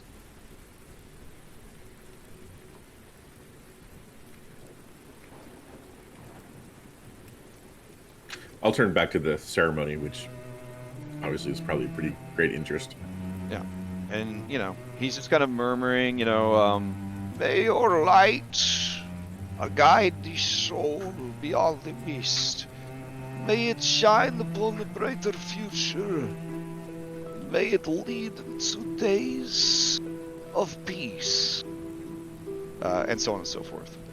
Yeah, Darius walks away from this because it's reminding him of stuff. He's gonna check in with Mackenzie and Matthew. Do you have desire to wander? Because I can move you to a top-down map. No, he's just gonna go to the group that's at the back here. Okay. I feel like he doesn't feel like walking away. All right. So an hour passes, and Donovan says he is ready to be interred. We can wait for the rain to stop if you'd like to come back later, or we can get wet, I guess. Take him now. You are okay with using the family's mausoleum, Ismark? And Ismark says, It's fine. We will sort things out later. Unless, no, it would not make sense for. Yes, it is fine. They can use the mausoleum. What's the other option? Ismark says, well, you would need to purchase plots in the graveyard, but we've had so much death that we're running out of space. Guess we'll turn to Dana, since this is more personal to her. I know that the Krezites burn their dead, but that is not how it's done here in Barovia Valley. It says the mausoleum is fine. And I would like to do this now. Ismark says, no need to get wet, Father. You've done enough. Thank you for your service. Alright. And then you guys, I guess, head out the back door into the graveyard.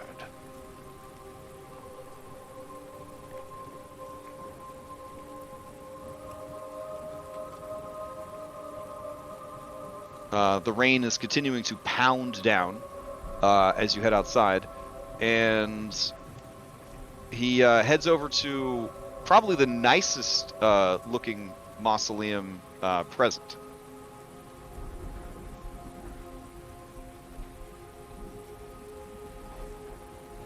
Does it have like a family name at the top?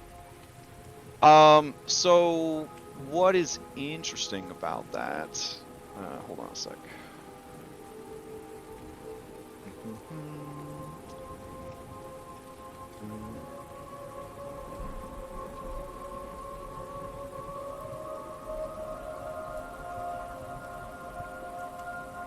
Oh, right. Yes. There is a name over it, and the name reads Orovich.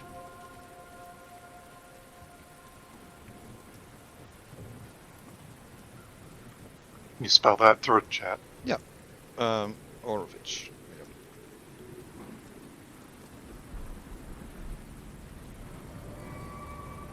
Okay. He opens the doors, places Jack on a empty shelf inside, and says, "This is the best we can do for now. I promise you that when the weather is better, we will find a good solution for your father." She thanks him and probably sheds a couple tears and then walks back out into the rain. I'll put a hand on Anna's shoulder.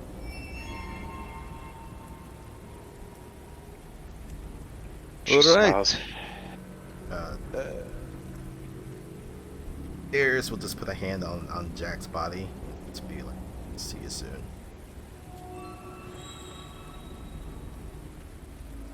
Well, I know where to find you. I am going to leave now. And he kind of walks past you, Darius, as one big boy to another big boy. Do you block his path?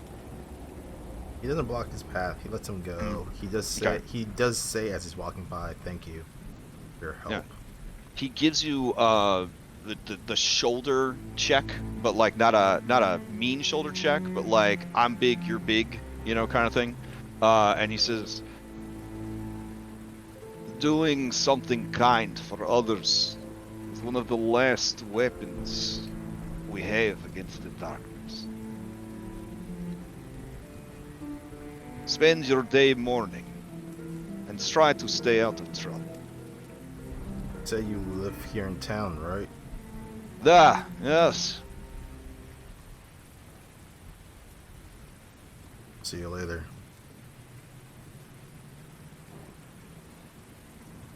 All right, and he disappears into the rain. Well, it was nice to have a friendly face.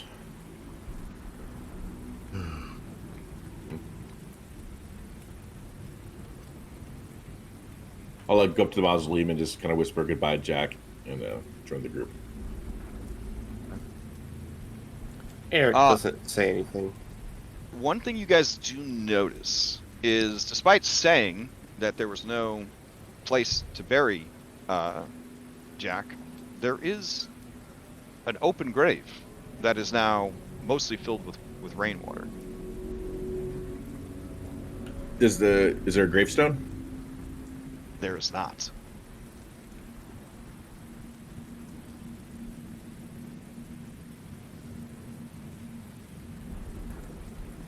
Let's get out of the rain. Yeah, should we This go place back is to spooky the enough as it is. we check out our lodgings? Mackenzie says, spooky? What? Yeah, it is. Made me watch Sleepy Hollow. I'm just waiting for Jack fucking Skellington to pop out of one of these things and start Yeah. singing us a song. Yeah, this is Sleepy Hollow. That actually would be bad. Yeah, it would. It wouldn't be bad. If Jack Skellington showed up, that wouldn't be bad. I like that movie. Okay. Yeah, wait, didn't he save Christmas as well? He fucked up Christmas. and then he went back to save Christmas. Sorry for spoiling an over 20-year-old movie. I mean, he still saved it though. As you, do you just backtrack using Reed's navigation sense to the tavern, or do you meander in this horrible rain that you've been in for almost a full day? Let's just go back to the inn. Yeah, Reed's gonna want to go back directly for sure. All right. So you guys head back to the Blood of the Vine Tavern, though the sign out front has been vandalized to read Blood on the Vine Tavern. Ooh, edgy. As you arrive back, give me like some loading screen time. Hold on. So Eastmark isn't there. Boop. Jack isn't there. Let's see. Old Man isn't there. But it is afternoon, so lunch has already come and gone. All right.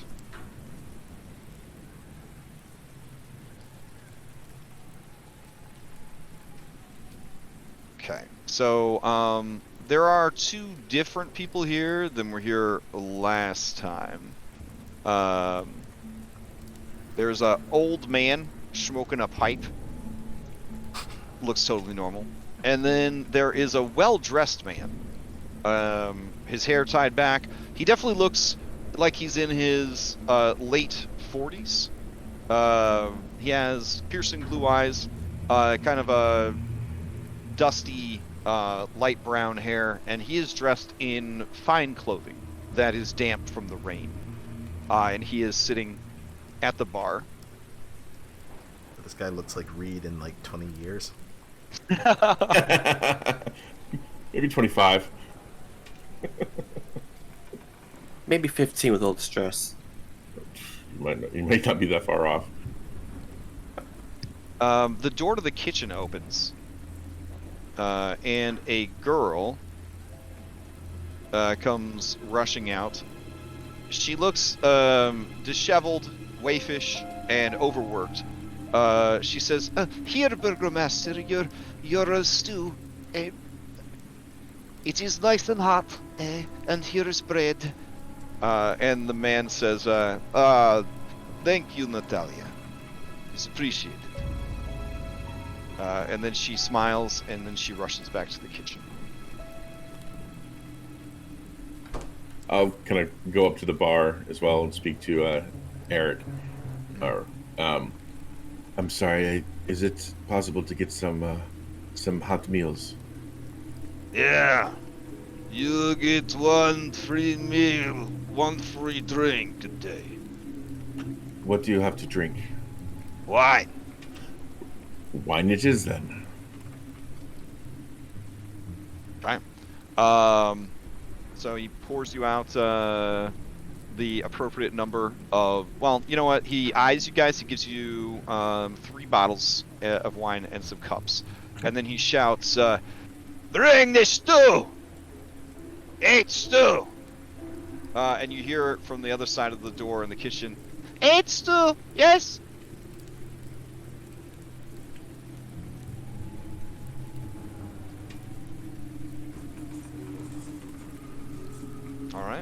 You guys take a seat. Yeah. Okay. Next to this fireplace, start getting warmed up. Yeah. The man in the fine clothes, he kind of turns on his stool, and he says, he eyes all of you. He stands up, and he walks up to you, Reed, and he extends his hand for a handshake. I'll shake his hand. And he says, you're new in town. My name is Kolyan Indirovich. I am the burgomaster of this town, as you probably heard, and I welcome you. It's been a long time since we had any travelers. Well, thank you for the welcome. It is good to be out of the rain and into a place of comfort and friendliness. Are you a relation to Ismark? Ha! Yes, it is my son. Oh, he has been very kind to us.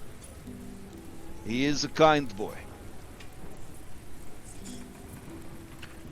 He has said your village has fallen on hard times.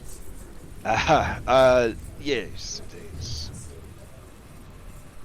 I don't suppose this is too forward since I've just met you, but since you are travelers, you must be quite strong to survive the journey. Are you adventurers, perhaps? Or mercenaries? I mean, we're none. certainly don't mind. Oh, I'll as he speaks up, I kind of stop. Whatever it is you're looking for, ask someone else. We've been through enough for today. Of course. What my friend means is it's been a long day, but we certainly wouldn't mind talking perhaps tomorrow. Of course. Let me get back to my lunch, and I will let you get back to yours. Well, thank you. I gotta give Eric a what the F look. Try and read the mood, please, just for a little bit. So does Yeah, everybody of course. take a seat at one of the benches, I guess? And Yeah. I'll just start pouring wine and passing it down. all right, food is brought out. It is big bowls of lumpy brown stuff, some kind of stew. Ah, so what we had back at the manor. we're quite familiar with this. It is just a different shade of brown this time. Oh, before Natalia went, Eric would raise a hand to her to get her attention. Oh yeah, okay. She stops. Yes. Is it just you alone working there? It is fine. I don't need any help. It's okay. Are you certain? I am very. You see her eyes flick to Eric, and then to the three women. She's very happy. Yes, it's fine. I have to get back so nothing burns. Okay. May want to check with what's her name, Maribel. Or Yes, I Office owe. Services. Oh right, yeah. I'll look over at Mirabelle and kind of raise my glass and see if she wants to come over or wants me to come over or whatever. Yeah, she motions for you to come over. I think just before that happens, Darius is just gonna be like, we're spending a bit of money here. Probably should look for some work. Try and get ourselves on our feet. Good point. And then I'll, figure out how to get the fuck out of here. Izzy says, wait, we're going to work? Like, get jobs? Like, at what, like here? Cooking in the kitchen? What do you mean, get jobs? Like, what? I mean, if it's anything like America, you only get by fucking having money in your pocket. Oh, sure, yeah, money, yeah. Money greases the wheels, etc., etc. I So, get that. But we're gonna need to do something. What kind of jobs do you do in Halloween Town? well, we're about to find out. Yeah. Carve up pumpkins. Pardon me, ladies. This guy in the corner is fast asleep. Pardon As- my Oh, go ahead. Oh yeah, as you approach, all three women eye you like three foxes looking at a chicken. Oh, great. You better turn on that charm, boy. Yeah, yeah, right. Put that 20 charisma to work. Yeah, a little nervous with 3 women glaring me down, but he says, "Excuse any impropriety on my part, but Miss Mirabelle, you said to speak to you later about perhaps some work you needed done." Yes, yes. Do you see that sleeping piece of shit in the corner? I see him and smell him. Yes. Yes, well, he owes us a great deal of money, but he has some very troublesome claims that we don't want to be directly involved with. But if you could get him to pay us the money he owes us, it would be very, very, very appreciated. Perhaps we could reduce the rates, or perhaps, depending on how things turn out, start a very profitable business relationship. You are isolated here, Barovia. The closest towns, many days' travel. Some of you seem to be quite injured. It seems like you would need a place to lay down your heavy burdens, rest, and recover. This could be that place for you. Yes, that gives my companions and I much to think about. But I will speak to them. And how much does this gentleman owe you? Oh, he has run up a tab of nearly 12 gold pieces. 12 gold. And you're looking for just subtle, gentle persuasion. We would like him to leave, but we would also like him to pay. However that happens is not our concern. We will be pleased if 2 things happen. He is no longer haunting our establishment, and he has paid the money that is due. Noted. I will bring that back, and I'm sure we can come to some sort of accord. And I'll kind of bow, gently, like nod, I guess, and go back. You hear one of them as you wander off say, "That is a tight bottom on that one." So, you'll see the drunk in the corner, yes? Yeah. Yeah, the women want us. He owes them money, 12 gold to be exact. They want us to convince him to pay and never come back here. Just shake them. Yeah. It sounded like they didn't care how it happened, as long as they got their money and he was no longer a concern. And in exchange? In exchange, they said that they would look at giving us a steep discount on the room. I might be able to get it for free, but they said it would also have opportunities for a continuing partnership for work, and this could be a place of respite for us. All right, then let's think this through. I mean, I can certainly try to intimidate him with Darius and Tiernan backing me up. I don't know if I put Tiernan out there. I'll help you read. Yes, that's Also, this actually. place is pretty busted down. I don't know how much money people have.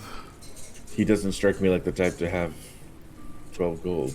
However, but I mean, if a room is 1 or 2. I don't feel comfortable taking something down, especially the state of this place. I didn't commit. But I did mention Erode, and that True. fucker brought us to that shithole of a house. And he is the reason Adrian is.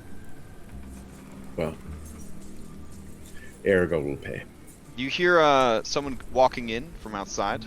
Those of you with training in perception, you would have heard the sound of a horse shortly beforehand. A woman walks into the room, and she looks around. sees all of you, cocks her head curiously, smiles at you brightly, sees the well-dressed man at the bar, and says, "Oh, father, sorry I'm late." And she goes up, and they exchange a hug, kiss on the cheek, and she sits down, and Eric says, "Gar, stew!" And you hear, "Yeah, one stew," from the kitchen. And then she and that guy start having a conversation.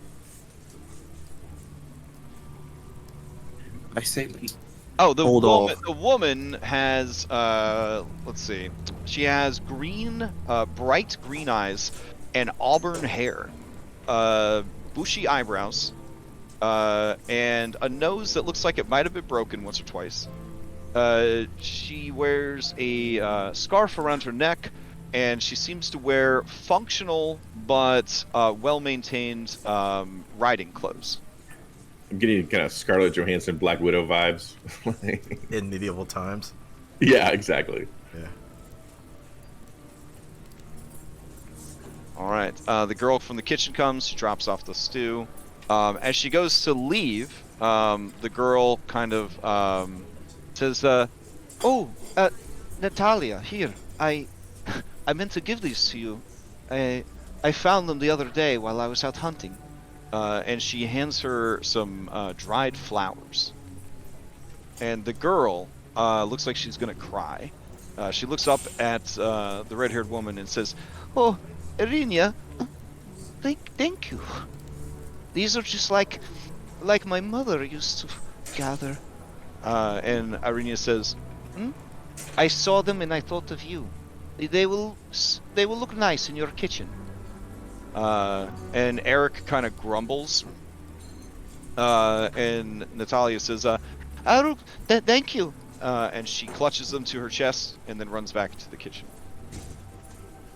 The woman watches her go and then turns back to conversation with the man, her father. She seems to be in her very early 20s. Maybe like 20, 21 tops, maybe 22. It's hard to tell, these people. She is by far the most put together Barovian you've seen so far, but even she kind of bears sort of the, like everyone here smells bad because they don't really bathe, and she doesn't understand how to pluck her eyebrows. She's got them big bushy Princess Diary eyebrows. You know what I'm saying? But there is definitely a beauty to her that kind of shines out from some of the other people you've seen. But anyways, back to the conversation at hand. Reed will motion to them as he talks to everyone and says, "Well, there's also the offer from the burgomaster who, may have something more reputable if we want to go that route." Yeah. That sounds better. Okay, I'll wait till they're done and I'll talk to him.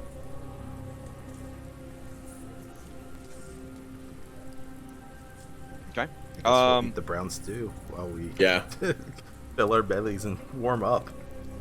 Okay. The brown stew is actually quite good.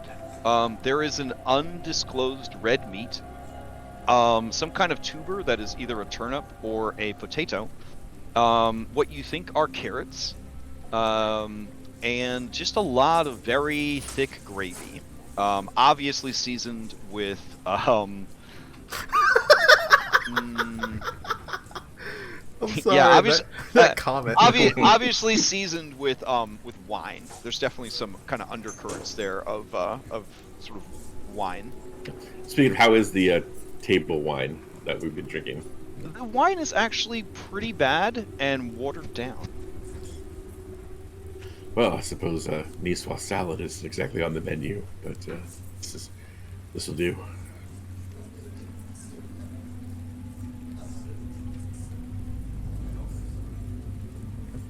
So about 20 minutes go by, and the man and the girl, the woman, do you eavesdrop at all on their conversation, or do you guys just kind of totally. Oh, okay. So give me a perception check, and I guess Eric, you're at the end of the table. If you wanted to eavesdrop as well, you could. Oh, absolutely. Okay. Eric, it's hard to get a read on exactly what they're saying. Sometimes it feels like they're speaking like Russian or something, and it doesn't make any sense. Other times you think it's English, but then you just don't catch or put together what they were saying in the right kind of context. Reed, you do hear that apparently she has met a man and is a little smitten with him, and the father has concerns because of the man's affiliation with the devil. And then the woman says, Vasily is nothing but a gentleman. And then, so that's one bit of snippet that you kind of catch in the conversation. And I don't think we've heard that name before, have we? Vasily? Anyone? I wrote it down. Oh, Can't recall. yeah, I don't recall it either. Okay, sorry. Some of you would recall that the retreat that you signed up for, Right. there was a man named Dr. Vasily von Holtz, who was, I guess, the organizer or the person that you were supposed to meet, speak that's with. right. He was somehow an expert in whatever field you guys needed help in. But his name was on the website and all that. And it was on the website with that weird crest or whatever. With that, I'm going to interrupt the father-daughter then after we hear okay. the name. Excuse me. Hello. Yes, my apologies for interrupting your conversation, but I couldn't help from overhearing just due to our proximity. You mentioned a Vasily. Is it von Holtz, perhaps? You've heard of him. We have. We would actually be very interested in meeting him. We've shared some correspondence prior. Oh, he is an administrative government official, I suppose you could say. He works for the devil, and he's very kind and handsome. Not that that matters. And he has visited last week to meet with my father and discuss possible ways that we could salvage the town, the village, and try to make things better. These are dark times, and things are falling into disrepair. And then her father, Kolyan, he says, there's no need to bother them. They've already expressed that they have their own business that they need to be involved with. Actually, Mr. Indirovich, we have reconsidered and would love to hear your offer. And perhaps we might be of assistance. Interesting. This wouldn't have anything to do with von Silly, von Holtz, sorry. I will admit that is of interest, but you seem, and I'll kind of whisper this, perhaps what you need us to do is much more suitable, and I'll kind of motion over to the women in the corner, than perhaps other offers. Yes, I have many things I could use assistance with.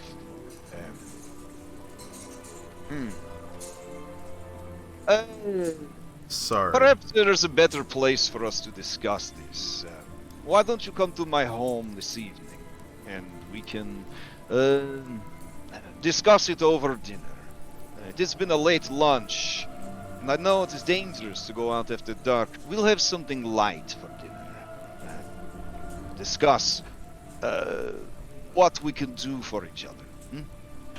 Yes, that sounds great. Perhaps the rain will have let up by then. Perhaps. Sorry. You mentioned the devil?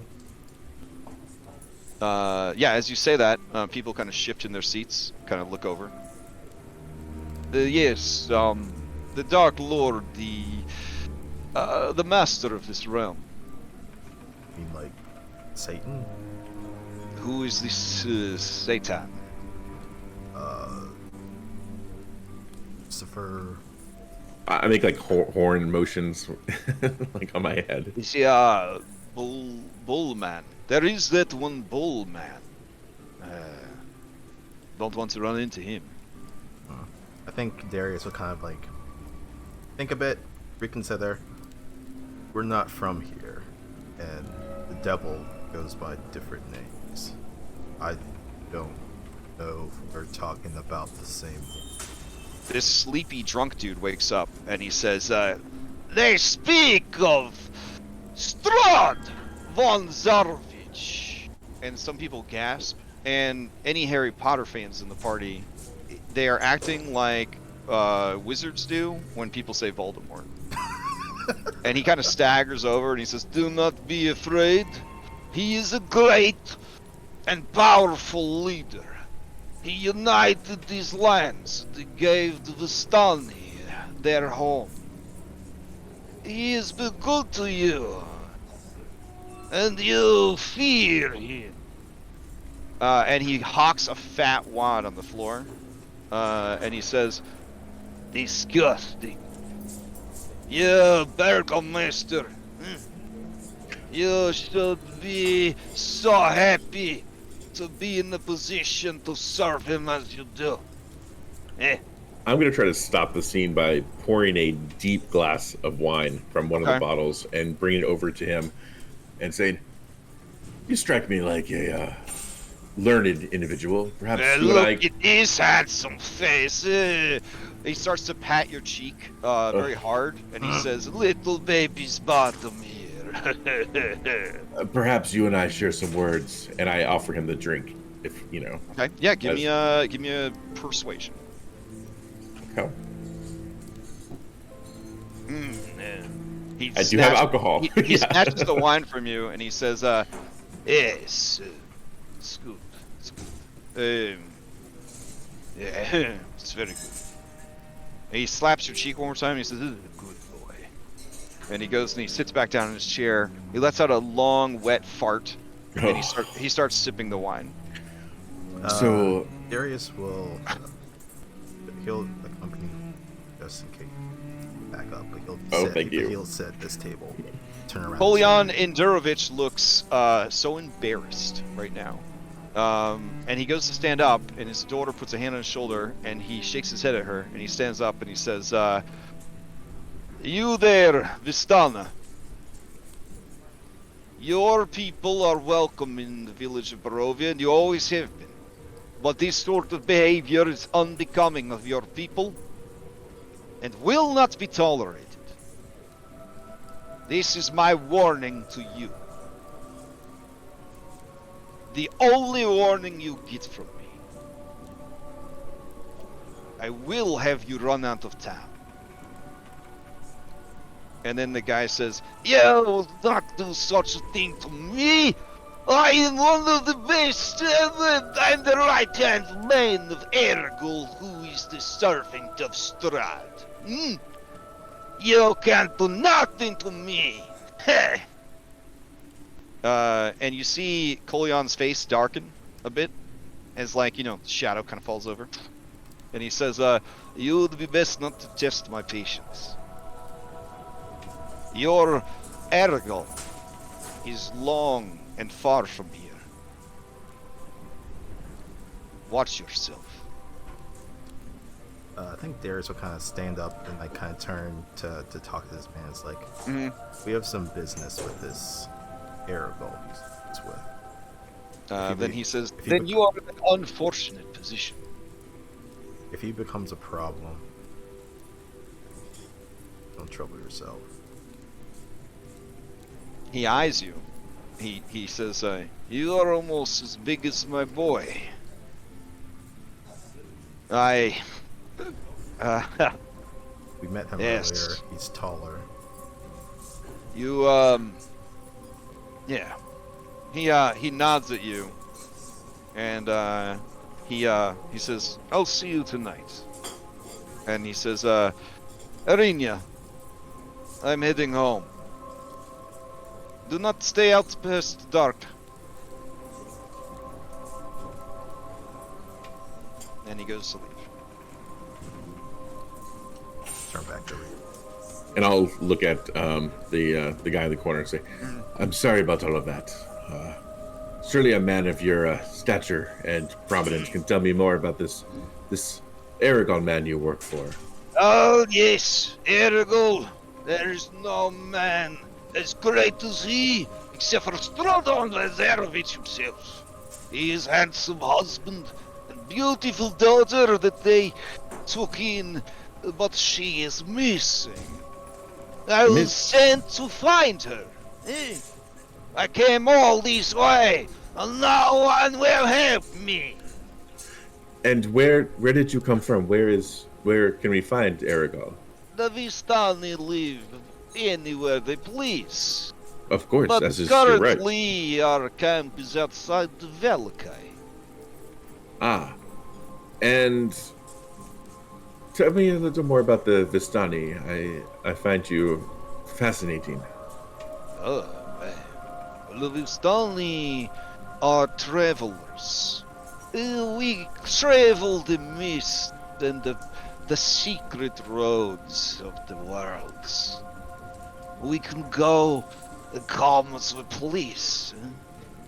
We are blessed with the second sight and the evil eye. And he pulls on the skin by his eye, and you see it roll up, and there is a second pupil that is revealed. Oh, Oh. yeah, little taken aback by that. Yeah. Yes, it will curse you. That seems powerful indeed. And amongst our women, some of the greatest prophets and seers in all of the worlds. It is said that in ancient times, the Vistani saved Lord Strahd from a terrible danger. And that since that time, we have been allowed to come and go as we please. That's interesting. We are outsiders, as you can tell. Oh, I certainly can. You are from, let me see. Oh, looking at your clean baby face, so say Ravnica. The bigger city. Quite right. You are quite perceptive. Aha! A guildsman I saw. All of you then from Ravnica? I'll just look and go, yes. That explains it. So, I notice your friend is wearing the blue jeans. How much for the blue jeans? These are Darius's? Tiernan has blue Or Tiernan jeans, has Darius- okay. Probably Darius- all of us, honestly. Probably, Yeah, yeah, I'm everyone but assuming me, most yeah. of you, yeah. Yeah, because I changed into the Renaissance clothing. I'll just look over at Darius and say, over to you. You have your pants. Not for sale. Ah, pity. But perhaps if you had a way out, we could talk. Oh, well, the Vistani are the only ones who can come and go as they please without Lord Strahd's permission. We could certainly make arrangement if you were helpful. Then in that case, we would like to talk to Ericol. Personally, of course, to arrange Why this. don't you help me find the girl? And then he will be in your debt. Who's this And- girl you're looking for? Yes. Yeah, asking for details, like how old is she, what she looked like, when she last seen, that kind of stuff. She is, 8 or 9 years old. The name is Arabelle. She has a darkest tan skin. Not as dark as this man. And her hair is very,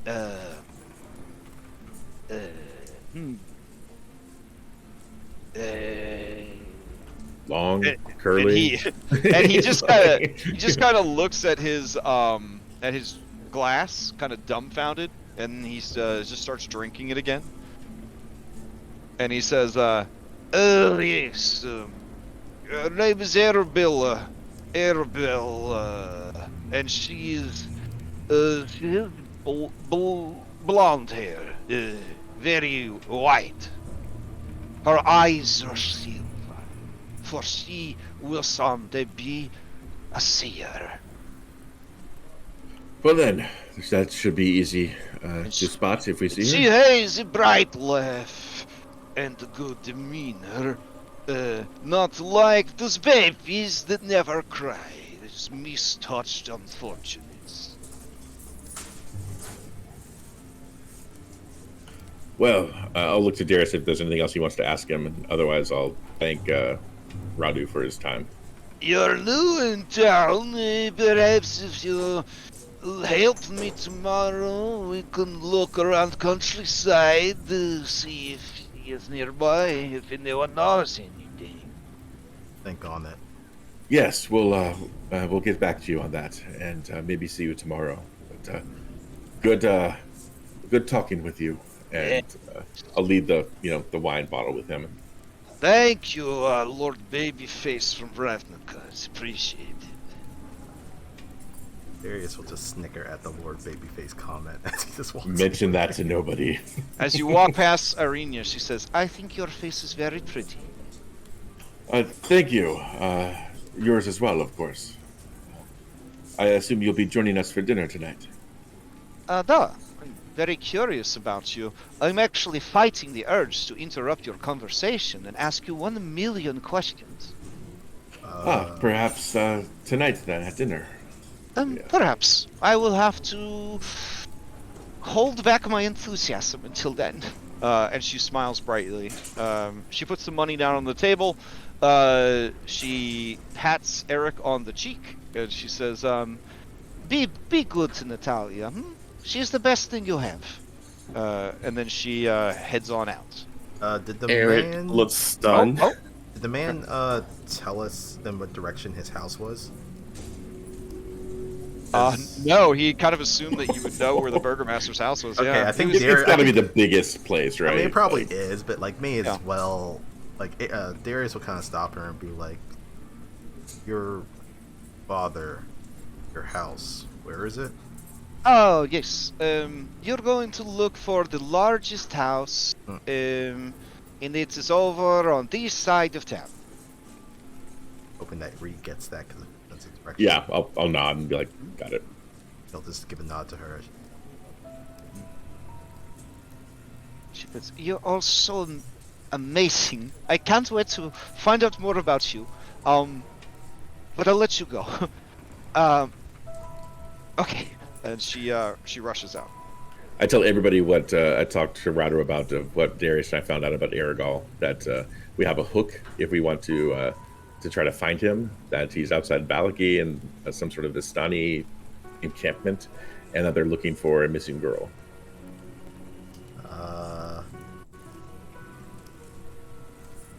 You also tell us about the conversation you had with the three ladies. Oh yeah, about that they want us to kick Radu out and have him pay. Yeah, I think I said that earlier. I mean, that's 2 stone. Yeah, but I mean, we could leave with him tomorrow, sure, but how to get the 12 gold? Hold on. What are the intentions he has for this child? Oh, to return her to her father, which may or may not be Aragal. I didn't quite catch that, but For a lost kid, it seemed. yeah, it's he says it's one of their own tribe. Oh, the girl's name is Arabella. At 8 years old. Hair, Yeah, silver like eyes. platinum blonde hair, silver eyes. Yeah, future seer. But he also brought up the devil's name, Strahd. Who apparently Aragal works for. But then again, so does Vasily. So I assume he's like Microsoft. He's like the largest employer. You know? Well, anyone who's earned the nickname the devil isn't a person someone would want to be associated with. I'm No, assuming. but we've heard nothing but nice things about this Vasily guy, and he works for the devil. So perhaps it is something that could help. Also, Hearing is one thing, but it's best to see it with our own eyes. also, I agree. He mentioned Stani out to this place. It's our only lead of getting the fuck out of here. Yeah, I'm with Darius on that. As nice as this place is, I wouldn't mind leaving Sleepy Hollow before we meet the Headless Horseman. You know, I never figured out how the movie ended. It didn't end. Badly. Oof.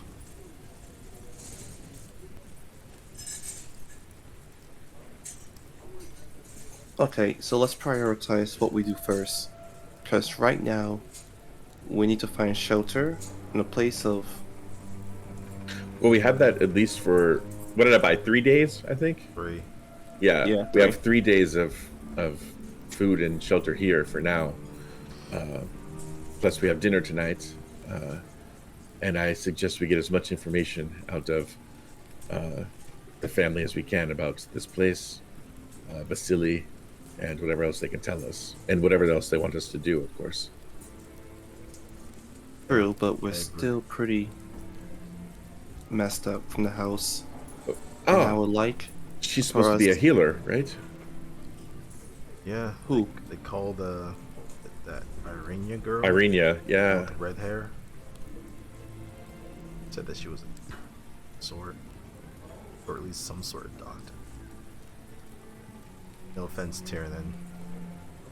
And maybe if we help out the Burgermaster doing reputable tasks, maybe they can put us up there for free. Tiernan says, I mean, I'm gonna have a little offense here because I'm trained in the real world where we have science and stuff. Yeah. You do a wonderful job, Tiernan. Well, what kind of medicine do they do here, right? Are we gonna get bled with leeches? Like what? I mean, probably the kind that. This makes is like that bottles of- M. Night Shyamalan movie with the village or whatever, you know? Like we're in olden times. Huh? They You might be able you to- don't want olden times medicine. I don't know. Well, Those bottles with the red liquid seem to have done wonders for us. Okay, that's a fair point. Maybe And she has also- more Vicks. And Vicks. also she might be able to fix your busted legs. See if there's anything that can go with my arm. Yeah, that Yeah, that's I meant not to say, happening. Darius, that's not looking very well. It's warm. I'll manage. Can't you, like, take off the mummified hand? Do you have to have it attached? It's weird, man. It's a little creepy, man. Yeah, cover it up at least. Put some bandages on it. Fine, I'll wrap it up. Better yet, just put a hook on it, you know? I'm not gonna be a pirate. It's not like I can put my other hand on. I mean, look, I'm Which, dressed by the as an way, he extra. does have in his pocket. Oh, come on! Oh, Really? Yeah. Why do people carry body parts on them? Listen, fingers and hands. All right, first things first. You guys don't smell too bad because you've been walking in a deluge for roughly 16 hours. So that was sort of the shower you all desperately needed. But everything here smells bad. Like the people smell bad. Like the food it smells good because you're hungry, but everything is just mildewy and stinky and unwashed and dirty. So the stink of your rotting hand in your pocket is probably going mostly unnoticed by most people. Probably, You you didn't probably even wouldn't. notice Yeah, you you had wouldn't have it. noticed unless I had brought it up. But Yeah. he was gonna say, if this town was actually clean and good, maybe they could have done something for it. But it's a lot. You might as well just burn it, bury it. No, don't bury it. It might crawl up by itself. I don't know. I'm gonna burn it and keep the ashes. Matthew says, wait. But there's magic here, right? Like, they talked about a wizard, right? Like, Matthew, Yeah. come on. well, now. yeah, but a well, wizard listen, could be a guy that. listen to me. They got wizards, they got clerics, everyone's got gold pieces. I don't This know. is like some of that Dungeons and Dragons shit, Critical Role. But, Oh my god, Matt, get the fuck out now. Yeah. You're done. I look. I dated a girl that was into it. Okay, I listened to a couple episodes. I don't know what it's all about, but it's what you know. Matthew, perhaps this wizard is just someone that, I don't know, discovered fire. You know what I mean? Like, maybe he's just a learned guy. And Hey, people, they got fire. There's fire right there. well, yeah, we don't know about what they got here, so if they can do something for my hand, sure. If they can't, I'll burn it. Well, I'm just saying, I wouldn't. If it was my hand, I wouldn't get rid of it on the off chance that there's magic. That's where I'm at. I got captured by 2 zombie vampire people, and we fought a giant flesh monster, and But medieval Yeah. armors. yeah, There's been a lot of weird ghost. shit. I made out with a ghost. The ghost is. He kind of looks over at Anna and says, "It's wherever the ghost is." So yeah, I mean, just saying. You made out with her? Said that at the dinner table. I thought that was just a youth, a youth thing. youth, You know, like okay, Grandpa, a youth thing. Okay. I mean, to be fair, she tried to make out with me too. He said he got lucky. yeah, but I thought that was just another way to say, you know, she gave him his number or something. I didn't know that went that There's far in. I have a 4 charisma. I have a 4 charisma. You sure you're not my great uncle? Like, jeez. Yeah, her number. What would her number be? 1. Not even. Okay, laugh it up. It'd You probably guys. be a note on a raven. Yeah. In any event, we're dry, we're fed, we're hydrated. As he looks at the cheap wine, perhaps we should go to our rooms, Take freshen a up nap. for man. dinner. His bones crackle. You hear the rain let up. And he says, It's time for me to be heading out. Oh, look at you. I wonder how long it will be before I see you in the Great Parade. Anyone else freaked out by Rasputin? Anyone? Wait, does he have a scar on his eye? "Oh yeah." I just give him a little nod. Scar buddy. Scar buddies. Soon they will be marching in the Great Parade.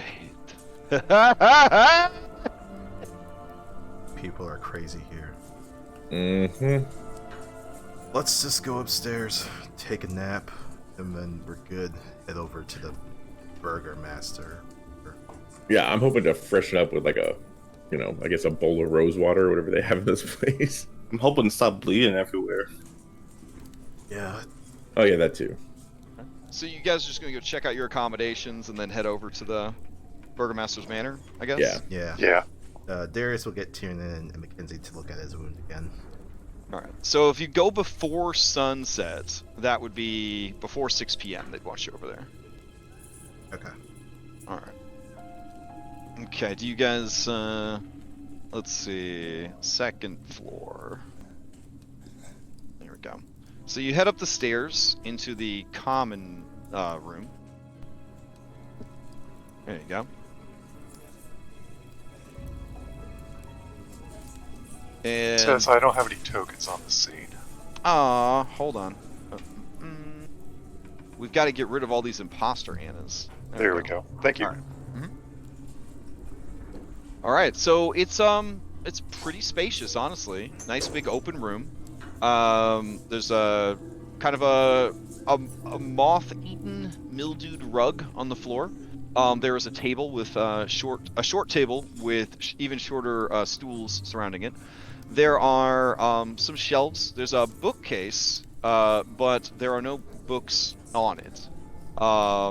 Just dust and cobwebs. There seems to be a hatch in the ceiling that kind of leads further up, and there is a ladder that kind of ascends to that. There is a door here to the south, and there is a door to the northwest. There is a door also to the east.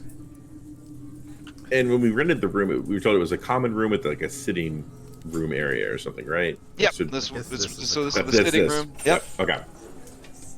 So I think they said their rooms were like on the right from the stairs. I can't recall. Yeah. So they'd probably be over here. Okay.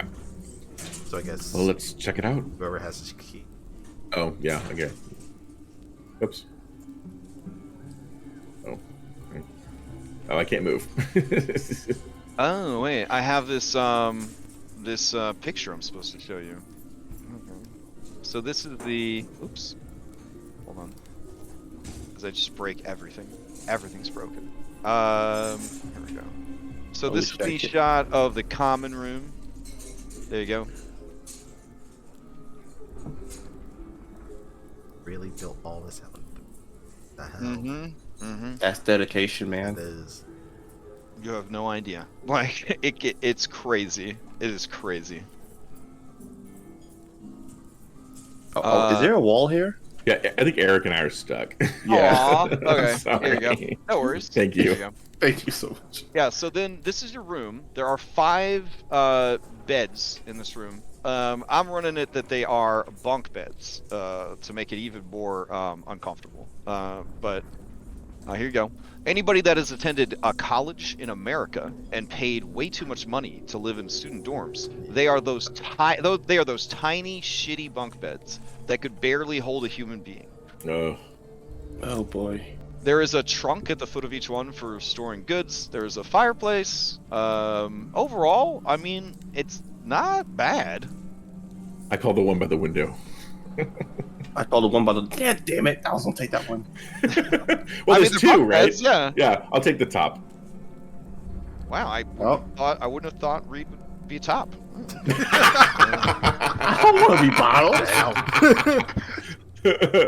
bottled. Since Darius is larger and heavier, we'll take this.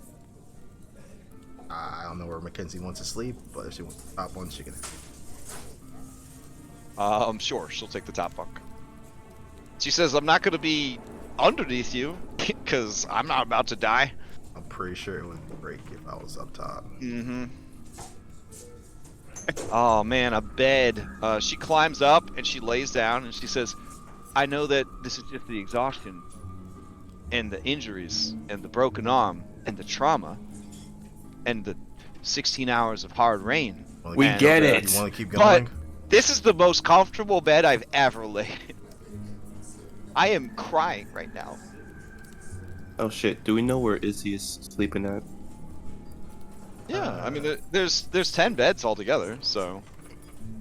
No, I figured since she's blind and all, she has, What? don't have to. I thought she was blind, right? Yeah. She is blind. She's been blind her whole life, though. She's very, very capable. Yeah. Okay. Yeah. So she will take the top bunk here, and Tiernan will take the bottom bunk if that's all right with everybody. They could figure it out when he comes back. Matthew wants a bed far away from Eric, so he's gonna take the top bunk over here. I just want to say I am sorry for the decision I made under stress. Yeah. Okay. Yeah. Thanks, great uncle. That's good. Yeah. Looks like Eric has to choose between Anna and Reed. Anna would not let him. Let's put her foot down. Shit. Ah, looks like you're with Reed. screw it. No, Eric's fine. If you were talking about Matthew, Anna would say no, thank you. Oh, okay. Okay. Oh, Yeah. okay. Yeah. All right, screw it then. All right. Bunk Well, over then, here. Reed will just switch off. He'll take the top bunk one day and the bottom bunk the next. And then there's a door. You can hear the, the wind kind of blowing, and you realize that this is the exterior door that allows you guys to kind of shortcut in and out without having to go through the common room. Well, that's nice. Does that door lock? The whole building, now that you're in it and you're kind of on the second floor, the whole building kind of sways a little bit. Like, they built a building too big to kind of support itself. Harry Potter wise, it sort of has like a Weasley house vibe to it, where there's just random staircases and ladders kind of leading to other parts. Like, they just kept strapping more and more tavern onto the tavern. Yeah, with Anna on this. Can we lock the door by Darius? Yeah, sure. Okay. I'll just kind of go up next to him and lock it and smile at him and go back.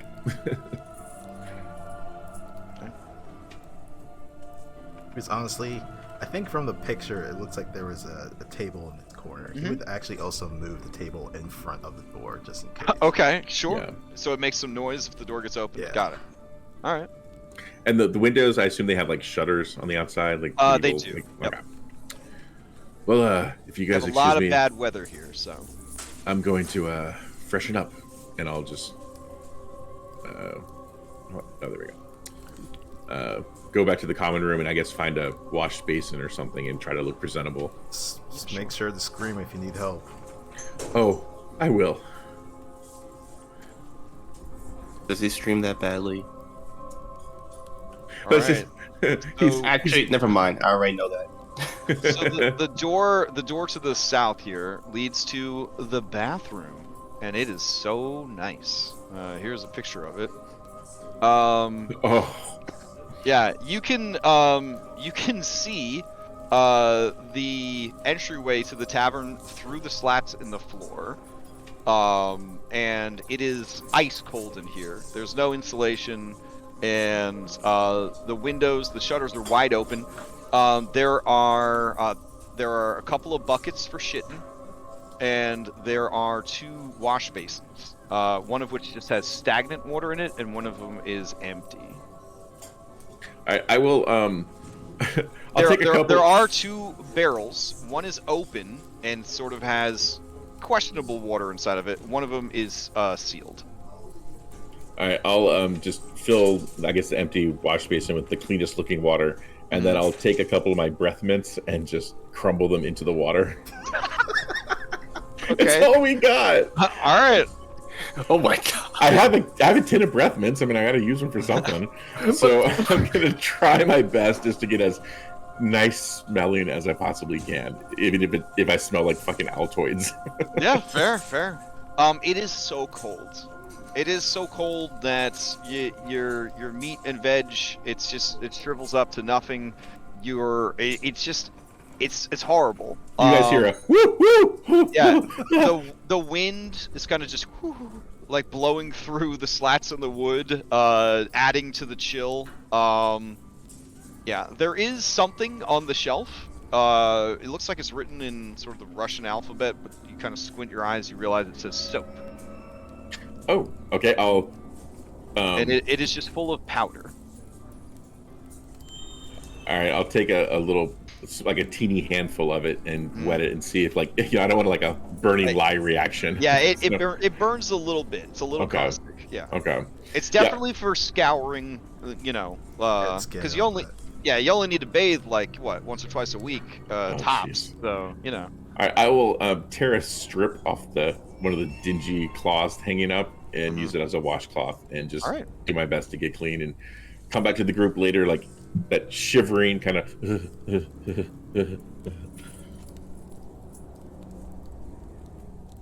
Mackenzie, I think is fast asleep at this point for sure. Yeah, same with Darius. Yeah. The bathroom's free if anyone wants it. So actually, I'm not sure how much our clothes have dried off. Darius will take off the sweater that he had and we'll just put it in front of the fireplace so it can start drying out. Same with Matthew. Same with Eric. He'll take off his hoodie and everything else. If anyone needs to get blood out of their clothes, there's a wash tub and some soap in the bathroom. Does it look clean? No, but it's serviceable if you can hold your breath. Okay. Reed, I gotta ask, just out of morbid curiosity, did you use the shit bucket and did you dump the shit bucket out the window, or did you leave the shit bucket in the bathroom? I will say It's been a long time, and Reed's a pretty private individual, so yeah, he probably has held some stuff. So yeah, he probably did use the restroom and would have dumped it out the window and Okay. Onto the roof of the stable. Nice. Okay. I mean, it's got to go somewhere. All right. So you guys rest, and some of you clean yourselves up. And as evening and sunset approaches, you get ready to head over to the Burgermasters. Good. Okay. So we are at time. So I guess we would continue with you guys arriving at the Burgomaster's house, and then kind of meeting with them is where we'll kind of resume next time, where you can find out what sort of work there is to do, and maybe start to get a better understanding of what the hell is going on in this town. So, but just so you guys can see a top down, this is the village of Barovia. Once again, That's this cool. Yeah. campaign has so much amazing things put into it. Yeah. Yeah. The Burgomaster's house is this big one down here. Oh yeah, we can't miss that. Yeah, and then you guys are staying at this other big building up here. So which and I assume that's direction the did church then. And that's the church, yep. And you guys came in from this direction. we- Oh, okay. Yep. Where would we have heard the crying? From around here Okay. is where you heard it. Honestly, yeah, that's where you would have heard it because it came from the north. Yep. So, all right, and then we'll pick up next week at the Burgomaster's Manor, having some dinner. This is the Burgomaster's Manor. If you want to see how beautiful their house is, there we go. Oh, I mean that is glorious compared to everything else. Yeah. Everything was dead. Yeah, Gates seen better days. Yes. All right. So I'll Man, leave you maybe they guys. should hire Aragold to be the groundskeeper. Hopefully, enough seeds have been planted that you guys feel that you, because again, sandbox game. So hopefully you guys feel like you have some directions to go in. Well, the problem now I think is it's too much choice. It's like, oh god, what Oh do we my do? God. We have Yeah. options. Yeah. Yeah. All right. So we will pick up next time with dinner at the Burgomaster's house, and then you guys have a week to kind of discuss the plot lines that you've picked up and what directions you might want to go in. Can you do me a favor? Oh, and you unlocked a new travel sticker. Hey. Let me grab that new travel sticker for you. Let's see. Got that achievement. Oh yeah, it's a nice one too. Here we go. Let me resize it. There we go. Aww, isn't that nice? That's nice. That is. Yeah. Nice little body hanging out there. That's Yeah. lovely. Wait, Stick what? in the There's a body hanging Yeah. out? Right. Yeah. Right above. Oh. Oh, for God's sakes, man. But there's birds. It sets the something. tone. It sets the tone. Yeah. That's to let people know not to break the law. See, I like to think those are doves. Hey, Crash, can you turn Eric's portrait back up now? Oh, because you got the fate point. Yes. Okay. So everybody's. Well, I only got the right? fate point. I'm just not dead. Oh no! You're upside down if you don't have a fate point, because it means that you are. Oh, okay. Yeah, you're closer to death than anyone else. Oh yeah, we're just X'd if we're dead, I think. Yeah, you get. I no, literally am. you get a special card over here. See, like. Poor Adrian. Yeah, Poor see? Jack. It's nice. Oh shit. Collectible cards. Oh, I showed you guys the whole table. My bad. There we go. All right, sweet. Quick announcements. Tonight we got Mythic Odyssey resuming after the break. They're gonna finish up. Oh, Scribbles, why would you do this? Sorry, she got into my trash can. So yeah, we got Mythic Odyssey tonight. They're gonna continue, or they're gonna finish the Isle of Themis and continue their exploration of the Cerulean Seas. Then tomorrow night we've got some planeswalking with Odyssey Prime. Wednesday we resume Monster Hunter with DM-Dom. Thursday, Curse of Strahd Nightfall. You guys, without too many spoilers, are having a much better time than they are. Everything is respecting procedural roles and random tables. It's full sandbox, so things could be very different for every group. So yeah, my classic group, for example, I rolled 21 encounter checks for them. They only got 1 encounter off of 21 rolls to spawn encounters. So yeah, it really just comes down to, you know, a lot of it is luck. A lot of it is just luck. But don't watch the other game because you guys are in a sandbox, so they are doing different things already than you guys are doing. So everything that they're doing is potentially spoilers for you guys.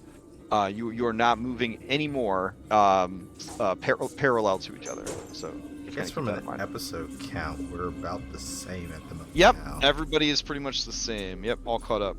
Now there is Rime of the Frostmaiden on Friday, and then Saturday morning will be Curse of Strahd. No, Saturday morning will be Red Handed Doom, and then next Sunday we'll be back here. So that's what the week is looking like. Anybody have any announcements before we adjourn? I just want to say, I know Reed's kind of a face kind of character, but if I ever, as a player, like take up too much time or talking or something, guys, just shut me up. Like, I won't take any offense. No, it's all good. You're the one who has actual charisma in this party, yeah. So we're going to be relying on you quite a bit.